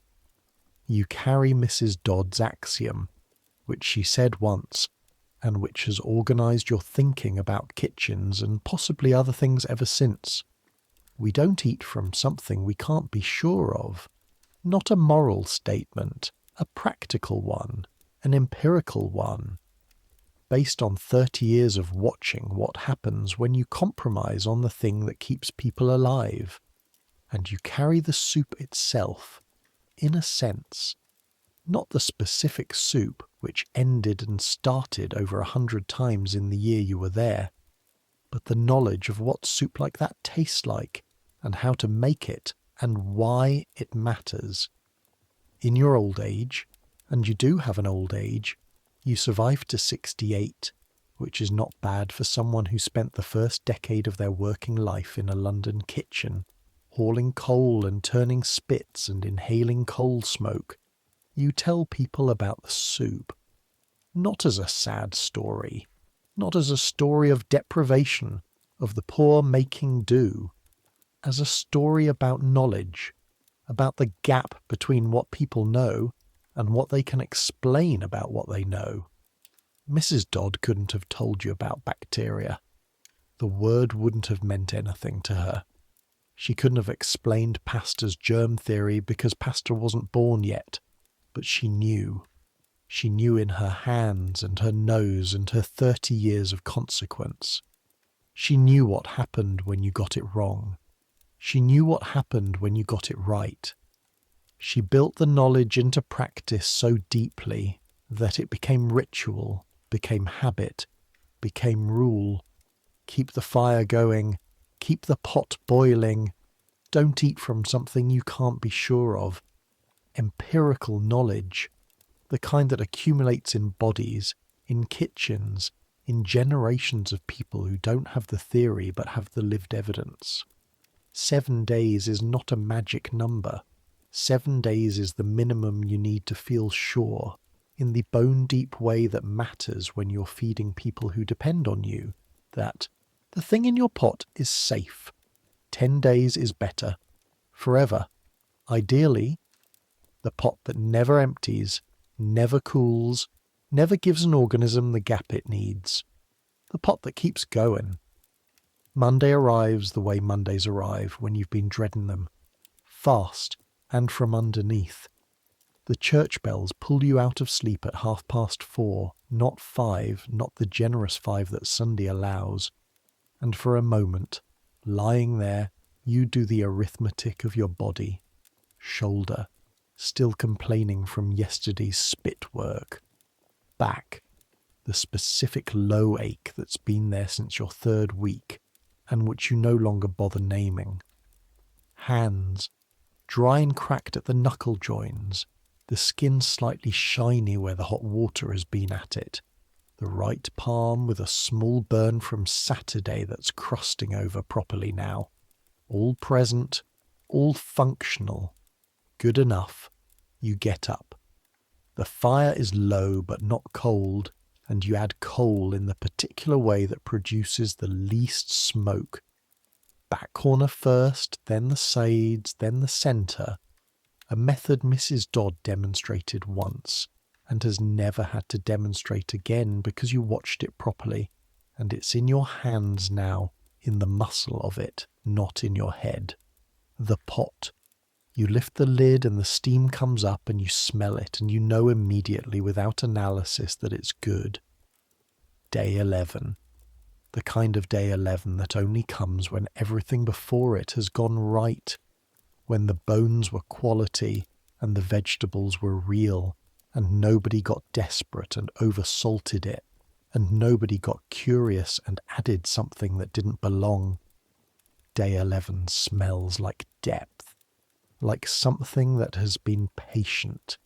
You stir it, feel the resistance, feel the debris, several somethings against the spoon, a soft give of what used to be a turnip 4 days ago, a bump of bone, the slight pull of something fibrous that's been in there long enough to be halfway between solid and dissolved.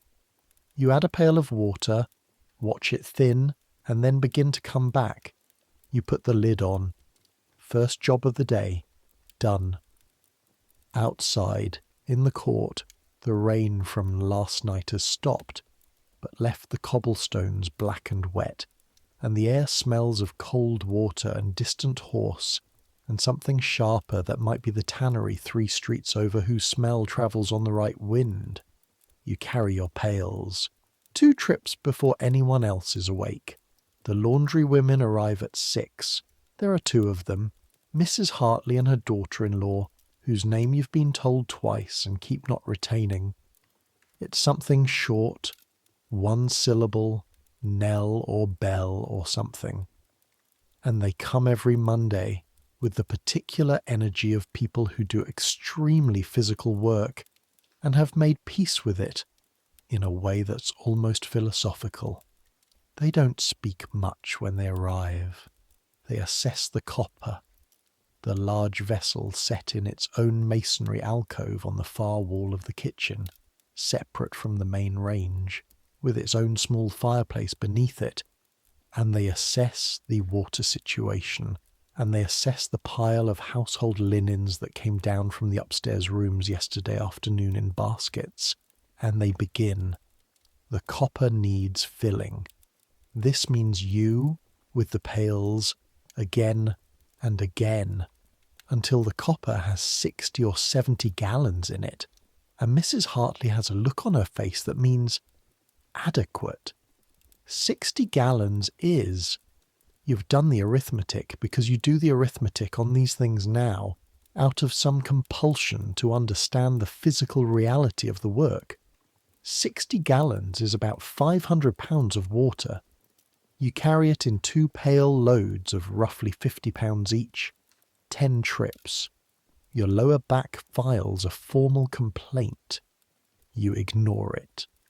The copper goes on, and the water heats, and the linens go in stages, and the whole kitchen takes on a new layer of steam and a new smell.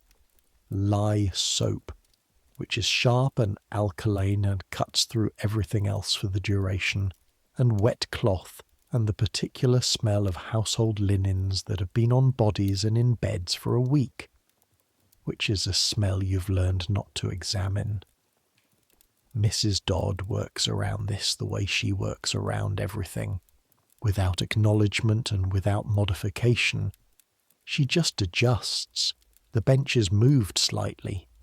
The range work happens at angles that keep her away from the steam. She never asks the laundry women to be elsewhere, because the laundry has to happen on Monday, and this is where the hot water is, and there are no other options. Everything in this kitchen is a negotiation with the constraints of space and equipment and time, and everyone in this kitchen conducts that negotiation silently, constantly, without it ever being named. The thing about wash day that nobody told you and that you figured out over the course of several Mondays, it makes the soup better, not because of the washing, but because Mrs. Hartley, who is a woman of strong opinions delivered plainly, observed the pot on her 3rd or 4th Monday here, and said something to Mrs. Dodd in a low voice that you were close enough to overhear, which was, "The bones you're wasting."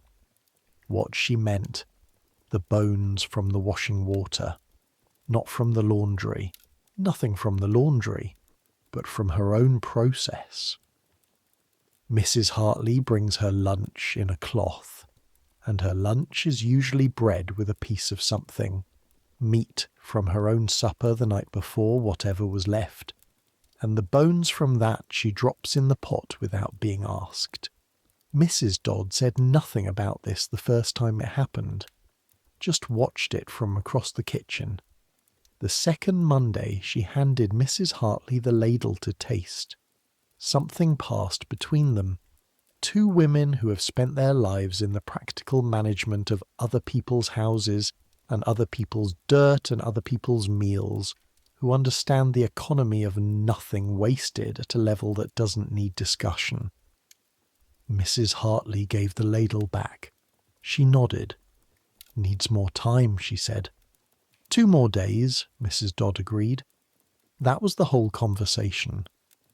But after that, Mrs. Hartley's bones went in the pot every Monday, and nobody commented on it, and the Monday stock was always slightly richer than it would have been otherwise.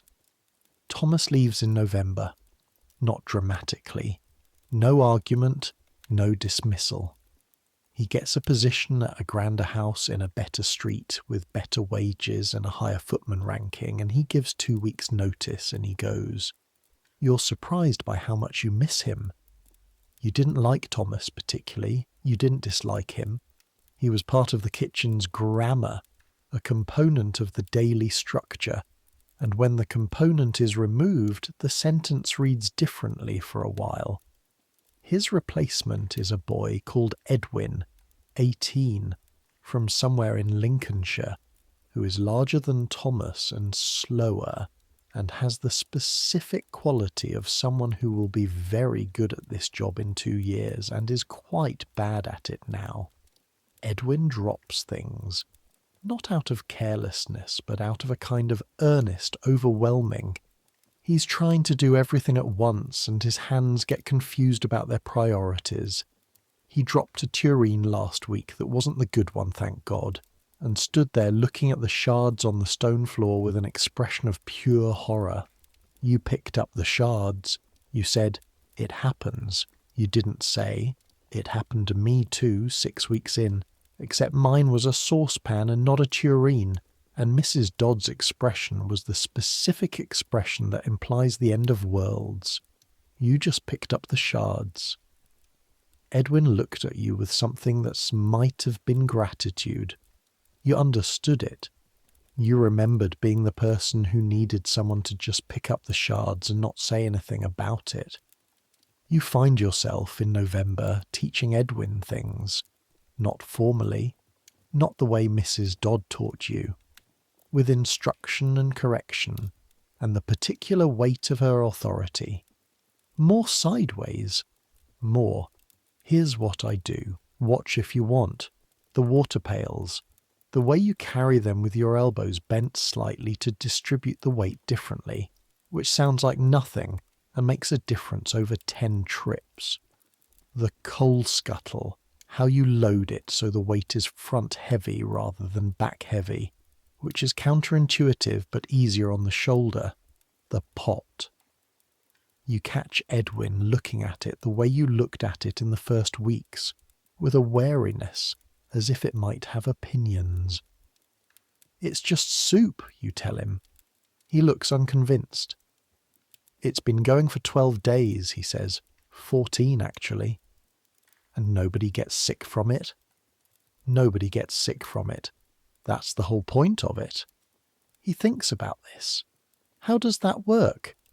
And here you are, standing in a kitchen in 1742 with a ladle in your hand, trying to explain something that won't be formally described for another century, with a vocabulary that doesn't have the necessary words yet. You do what Mrs. Dodd did. You don't explain the theory, you explain the practice. The heat, you say. Keep it boiling, keep it hot, never let it go cold.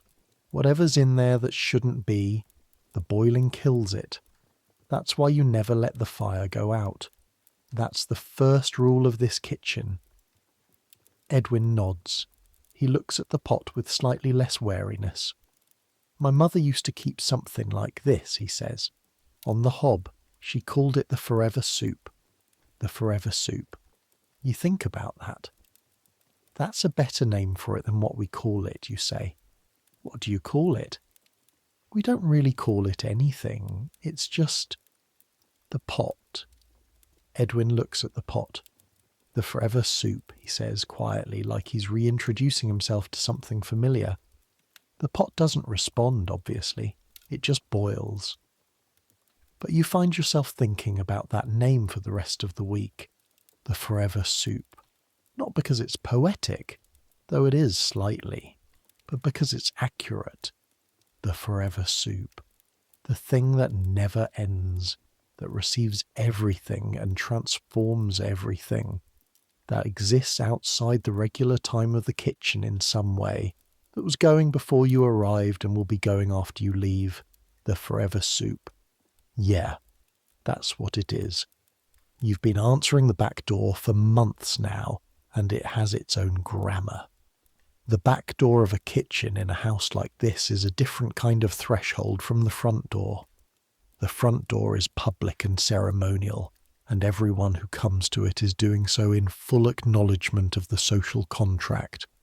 I am a person of some standing presenting myself to a household of some standing, and we will observe the forms. The back door is where the forms don't apply. The people who come to the back door are the ones the forms were never designed to include. The woman with the shawl who comes every Wednesday morning, regular as the coal delivery, who gets a cup of soup and a heel of bread and nods without making eye contact and leaves.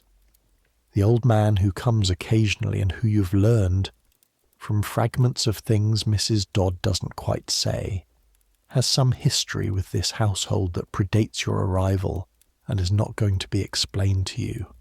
The children, 2 of them, Siblings, you think, with the specific thinness of children who don't eat enough, who come when the weather turns cold and stand there saying nothing and holding out their hands.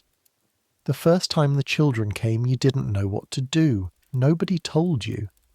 You stood there at the back door looking at them, looking at you, and one of them, the older one, maybe 8, said please, in a voice that was trying very hard to be dignified about something that shouldn't require dignity.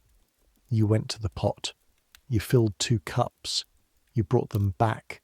They drank them standing at the door, holding the cups with both hands, not speaking. When they were done, they handed the cups back and left. You stood there for a moment at the back door with the empty cups in your hands. The court behind you was grey and cold and smelled of horse. The sounds of the city were general and indifferent. You went back inside. You put the cups on the shelf. You went back to work. You didn't mention it to Mrs. Dodd. You didn't need to. She'd seen you go to the door. She'd seen you go to the pot. She said nothing. 3 days later she said, as if continuing a conversation that had been going on in her head, and which she'd decided you deserved to be part of, you don't give them the good cups. Use the tin ones on the lower shelf. They're easier to keep clean. That was the only comment she ever made about the back door. The back door is where you learn most of what you know about the city beyond the kitchen. People talk, standing at the back door with a cup of soup, in a way they don't talk anywhere else. Not to you specifically, you're the kitchen boy, you're nobody, you're a pair of hands and a face at a door, but to the general presence of someone who has fed them, which makes them expansive in ways that more formal encounters don't. You hear about the price of bread going up again. It's been going up steadily. A bad harvest the year before and the year before that, and the bread prices follow the harvest, and the harvest has been unkind. You hear about the gin shops on the north side of the parish staying open later and later, and what that means for the mornings after, the men who come to work or don't come to work. You hear about a fire last week in a court near the river, 3 families, everything gone, and what happened to them after. Mostly nothing happened to them after. They absorbed into the general mass of the city's poor and became invisible. You hear about disease. This is October, which means the summer's disease season is supposed to be easing, but this year it's lingering.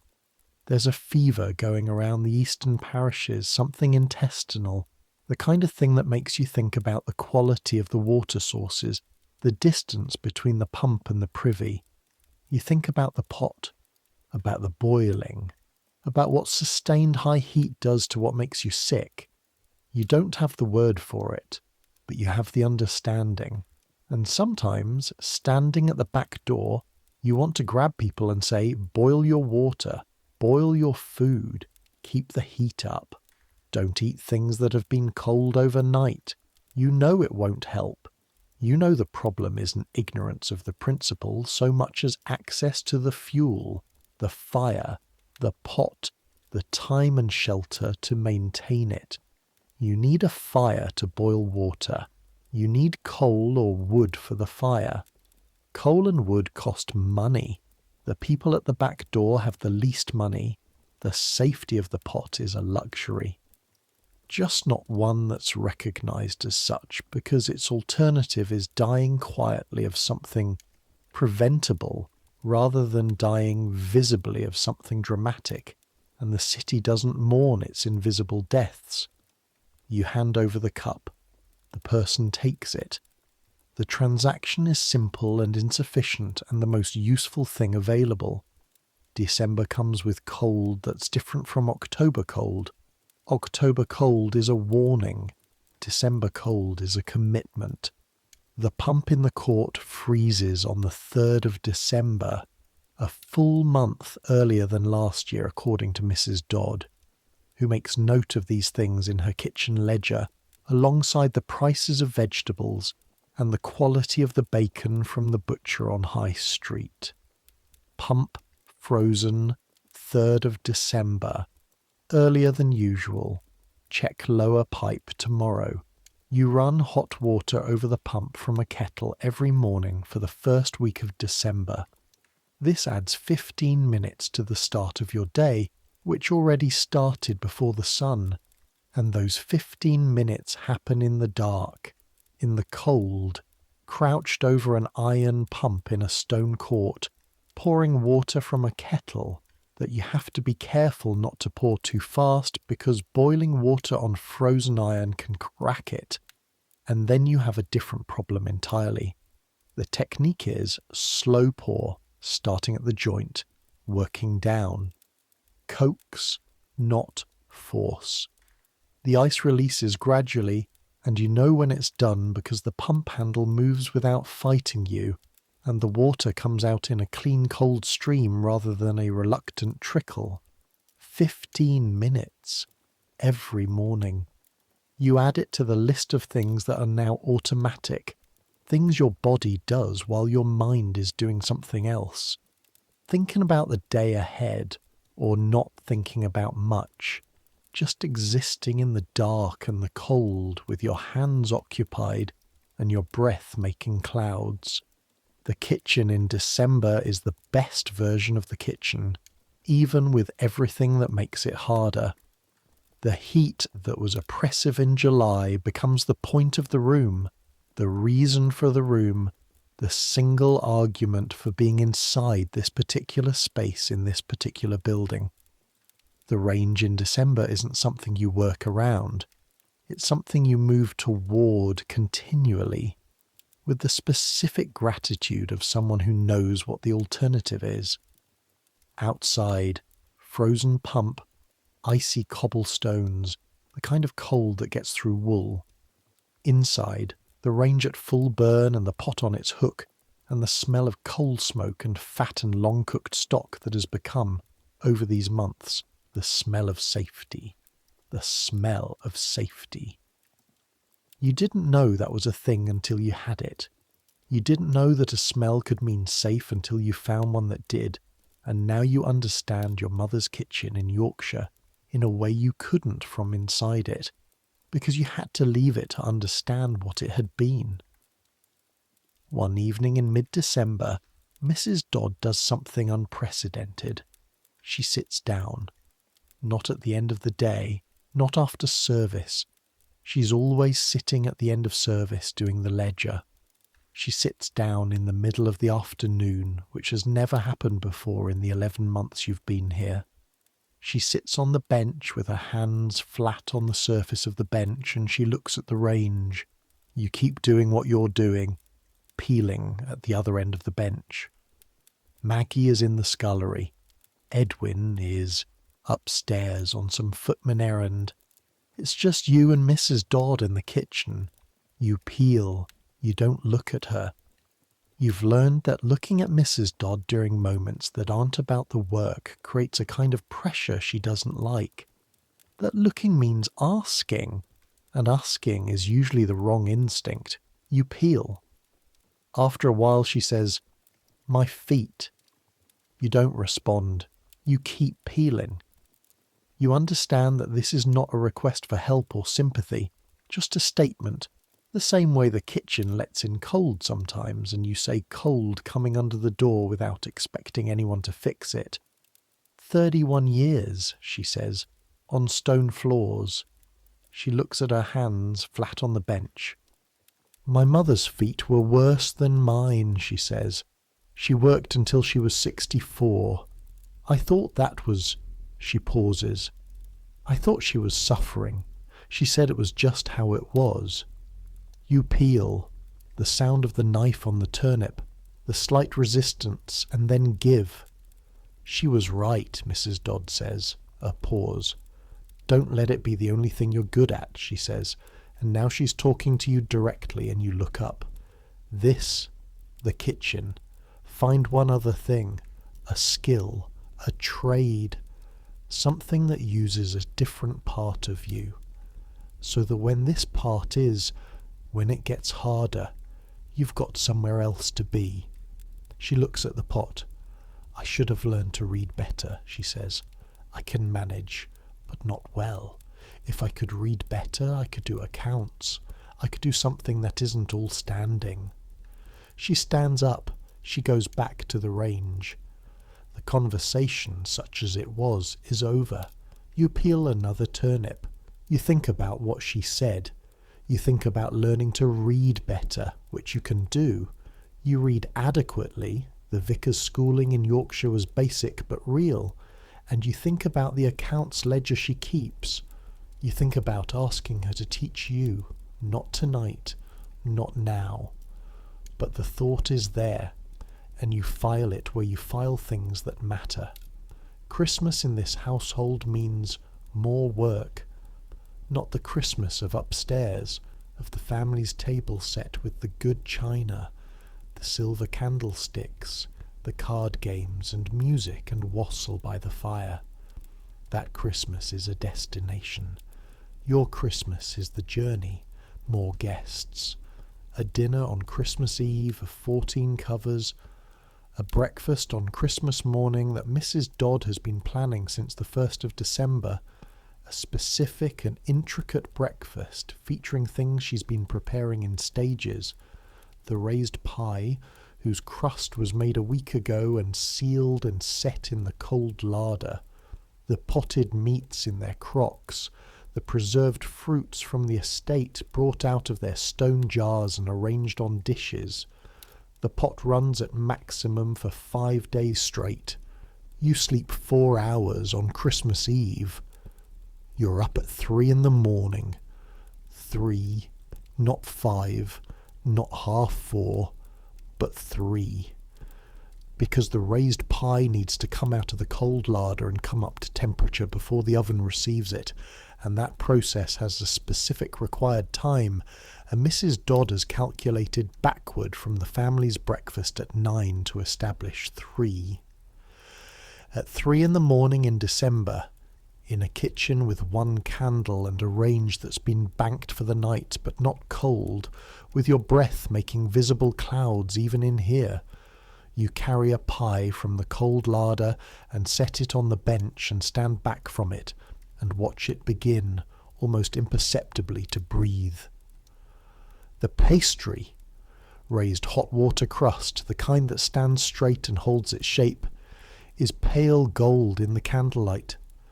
The smell coming off it is the smell of old meat sealed and preserved and potted and waiting. You stand there for a moment, just here, in the particular silence of 3 in the morning on Christmas Eve, with the city outside mostly quiet, with the pie in front of you and the candle making everything amber, with the sound of the pot in the background that is always in the background. You think, I've been doing this for almost a year. You think I know what I'm doing. Not everything. Not the full scope of what Mrs. Dodd knows, which you have begun to understand is a much larger country than you originally appreciated, with regions you haven't reached yet. But something, a real something, that lives in your hands and your nose and your understanding of how heat and time and tension turn raw things into food. You think about your mother, who's probably asleep in Yorkshire, in the house you grew up in the cold. December of a village that doesn't have a 7-day soup pot or a coal black range or a Mrs. Dodd, but that has its own version of all of these things, a hearth, a kettle, a woman who tends the fire before anyone else wakes. The same knowledge in different hands, in different rooms, running down through centuries of women in kitchens who knew things they couldn't explain. You feel unexpectedly connected to something. You shake it off. You're not being paid to feel connected to things. You're being paid, insofar as you're being paid, which is minimally, to make sure the pie is at the right temperature before it goes in the oven. You tend the fire. You wait. Christmas morning, after the breakfast goes up and comes back in various states of consumption, and the dishes are washed, and the kitchen is moving toward its midday status, Mrs. Dodd gives everyone a small gift. She does this, apparently every year. Thomas mentioned it before he left. She'll give you something. Don't make a big thing of it. What she gives you is a knife. Not a large knife, a small one. A folding knife with a bone handle, the kind that a person who works with food carries everywhere. Useful for the kitchen and for everywhere else. The blade is good steel, not the cheap kind that bends. She has clearly bought this with care. She gives Edwin a woolen scarf. She gives Maggie a packet of pins and small piece of good ribbon. She gives herself nothing, as far as you can tell. Though Maggie tells you later, quietly, that Mrs. Dodd has wine on Christmas evening, a specific bottle kept in the locked cabinet. She drinks one glass, alone, after everyone else is in bed. Just one glass, every Christmas. From her husband, you ask? Maggie shrugs. Don't know. Maybe. She's never said. You think about this. About the glass of wine on Christmas Eve, alone. A ritual so private that it's only known because Maggie knows everything eventually. About what it costs and what it provides. About the things we maintain not because they're efficient or necessary, but because stopping them would mean something we're not ready to mean. The pot keeps boiling. You put your new knife in your pocket. January was harder than you expected and easier than you feared, which is approximately what Thomas predicted, so credit to Thomas. The ice on the pump was its own daily challenge. The cold in the kitchen before the fire was properly up in the morning was a physical fact that you endured by moving constantly, by never stopping, by generating heat through the work instead of waiting for the room to provide it. Your back got worse in January and better in February, without explanation, without treatment, without anyone doing anything about it. It simply adjusted. Or the work adjusted your back, or you adjusted to the work. You can't tell which direction causality runs and you've stopped trying. February is cold, but differently cold. Not the aggressive cold of deep December. A tired cold. A cold that knows it's going to lose eventually, but isn't done yet. You've been here 15 months. By this point, you've lost count of how many times the pot has been emptied and started over. The freezes and the coal shortages and the 2 times the range needed work, when the kitchen was without its full heat for a day, and the pot had to be taken off, and Mrs. Dodd made the decision each time with the same flat certainty. Start over. Every time, start over. Not will make do, not probably fine. Start over. The absolute refusal to compromise on the thing that keeps people safe. You understand this now in a way you didn't understand it when you arrived, when you first watched her empty a pot that seemed perfectly good to you. You thought it was waste. Now you understand it as something else. The specific discipline of a person who has seen what happens when you cut the corner, when you decide probably fine and it isn't, when the 6-hour cold gap becomes 3 deaths in a household and you carry that. She carries things you'll never know about, things that made her the way she is. The pot keeps going. One afternoon in February, when the kitchen is quiet, a small dinner tonight, no guests, minimal production, Mrs. Dodd puts her ledger on the bench and opens it to a blank page and looks at you. Come here, she says. You come. Sit. You sit. Across from her, on the bench. She puts the ledger between you and she picks up her pencil and she writes, very slowly and clearly, the word accounts at the top of the page. Then she looks at you. You can read that, she says. Not a question. Yes. What does it say? Accounts. Right.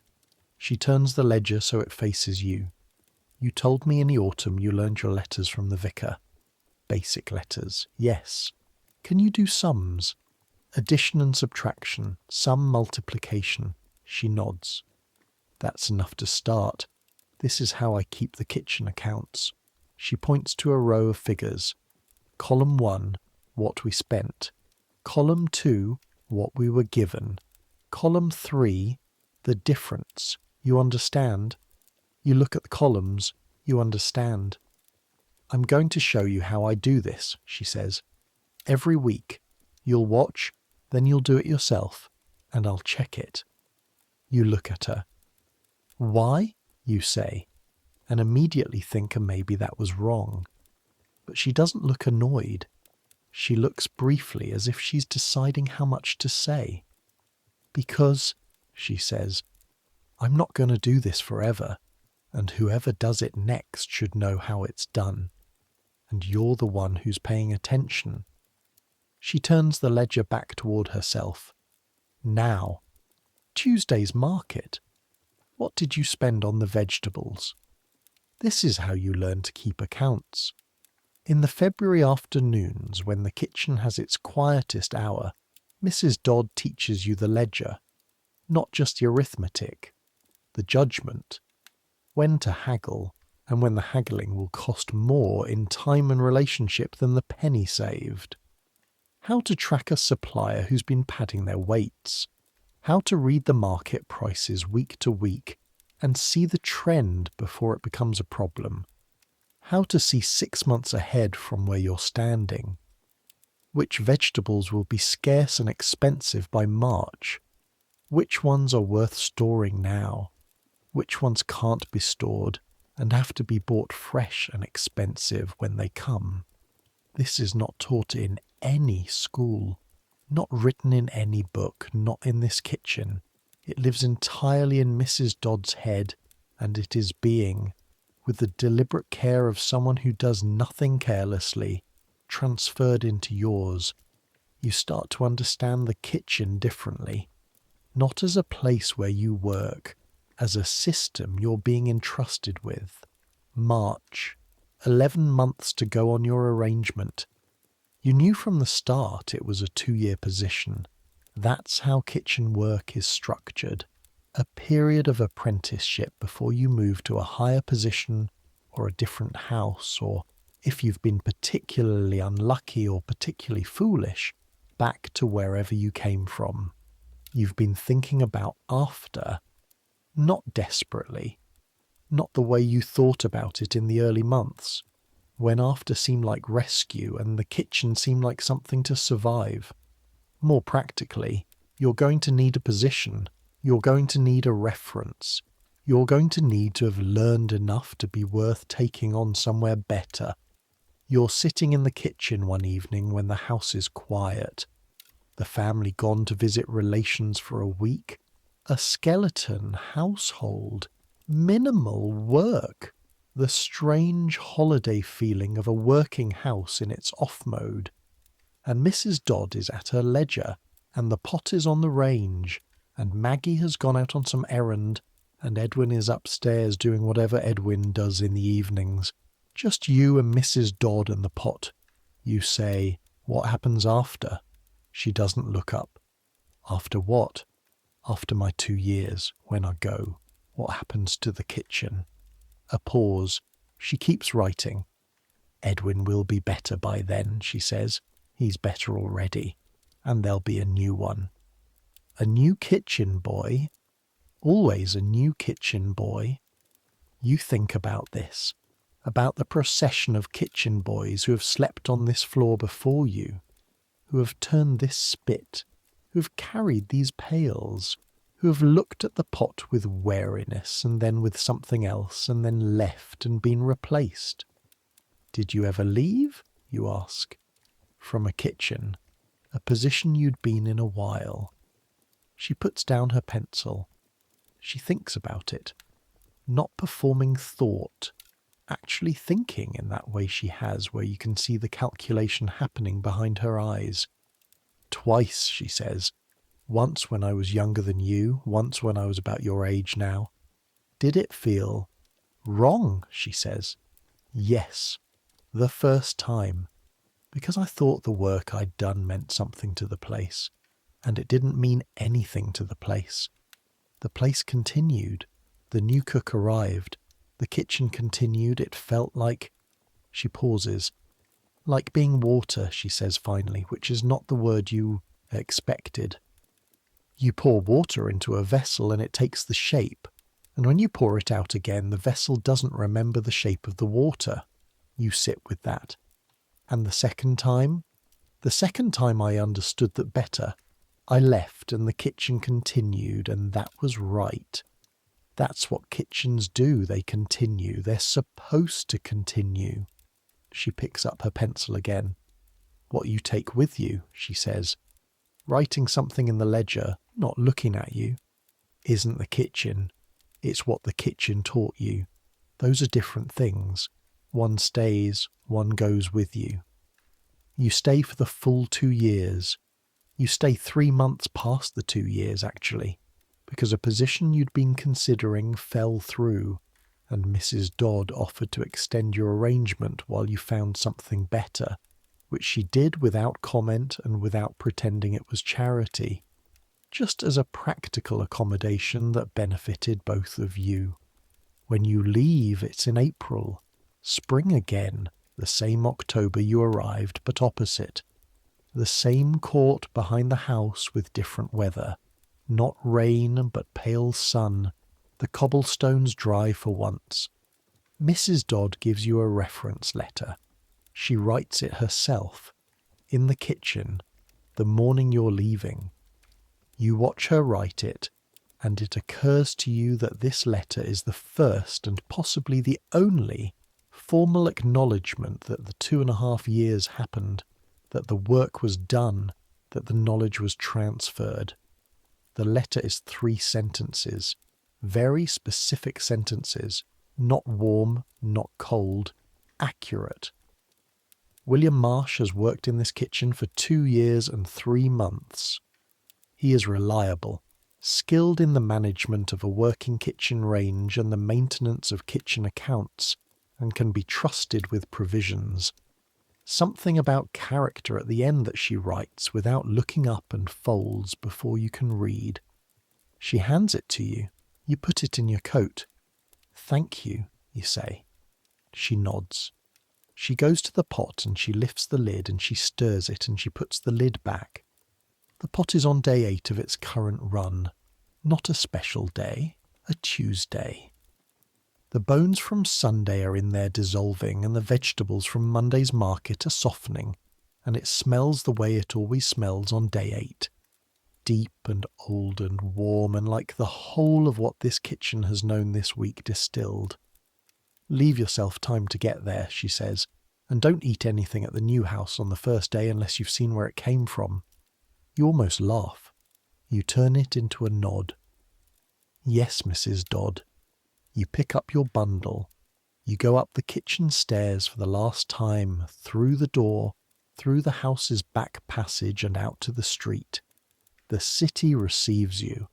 This part is for you, not for William Marsh, who went on to make his way through this city and its kitchens and its decades, who eventually had his own range and his own ledger and his own pot that he started over every 10 days or so, who remembered Mrs. Dodd with a specific and undemonstrative gratitude for the rest of his life. This part is for you, who is lying somewhere in the dark, listening. You've had long days, probably. Most people listening to something called Henry's History for Sleep have had long days. Days where the weight of doing and the weight of thinking and the weight of being responsible for things accumulated to a specific heaviness that requires the voices of other people's history to dissolve. You're not carrying water pails. You're not turning a spit.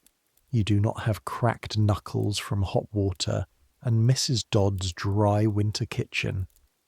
But you know something about the forever soup. You know about the things that have to keep going. The things you tend because if you don't tend them they go cold, and then you have to start over, and starting over costs more than tending. You know about the maintenance, the daily, invisible, uncelebrated maintenance of things that matter, the fire that has to be kept, the temperature that has to be maintained, the water that has to be added when the level drops. You know about doing the work that nobody sees and nobody thanks you for, and that has to be done anyway, in the dark, before the day officially starts. You know about the weight of that. You've earned the rest. The sounds around you are quieter now. Whatever the sounds are, city, suburb, house settling in the cold, the particular sound of your own home doing its nightly things, they've thinned out, become background. Become the way the pot was always background in Mrs. Dodd's kitchen. Constant, present, safe.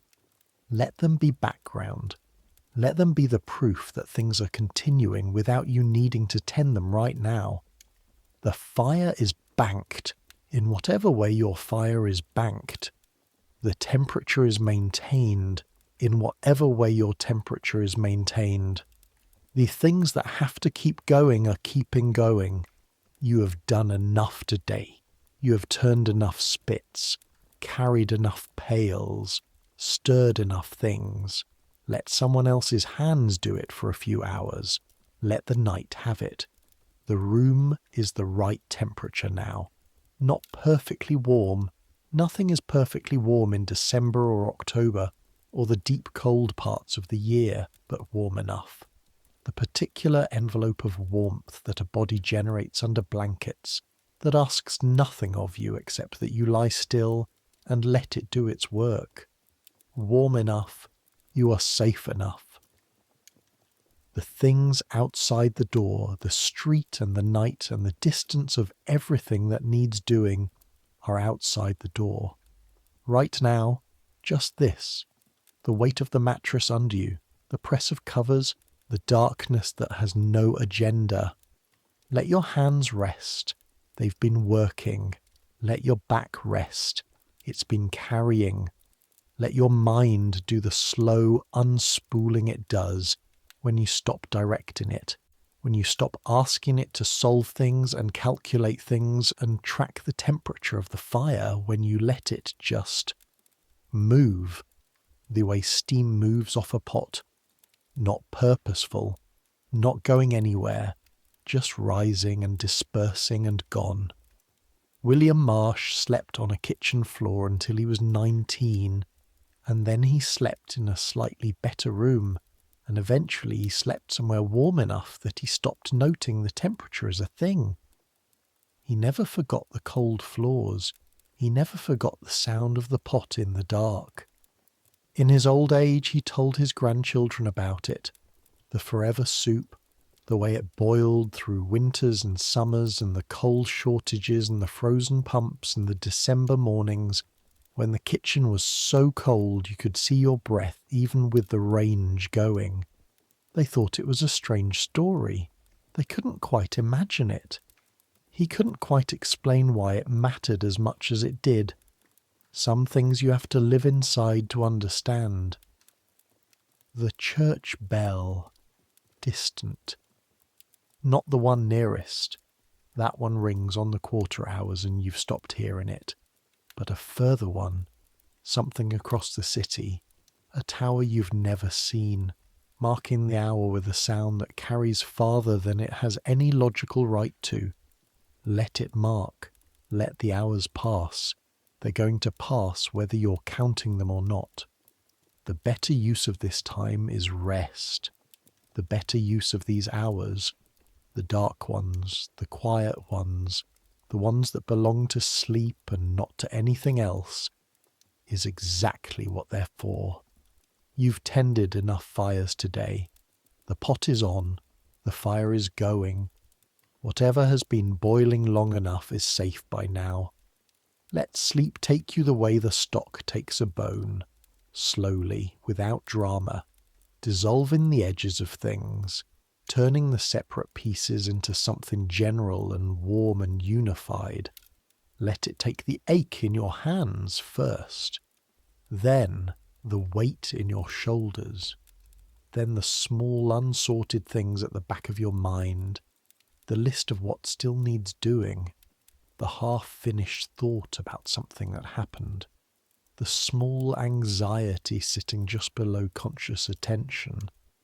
Let all of it go into the general warm dark the way the herbs go into the pot, undifferentiated, safe, done. Centuries from now, someone will explain exactly what happens at the molecular level when water boils at 100 degrees Celsius in a cast iron pot with bones and vegetables and the accumulated week of a kitchen survival. They'll have words for it. Specific, technical, precise words. It will still mean the same thing. Heat applied long enough, temperature maintained, continuity of care, the things that go wrong when you let it cool, the things that go right when you don't. Some knowledge doesn't need new words. Some knowledge just is. The kitchen is quiet. The forever soup is on. The fire is doing what fires do. And you are warm enough and fed enough and safe enough. And those three things are, at the end of the day, the whole of what anyone needs to find sleep. Those three things, that's enough. That's always been enough. Good night.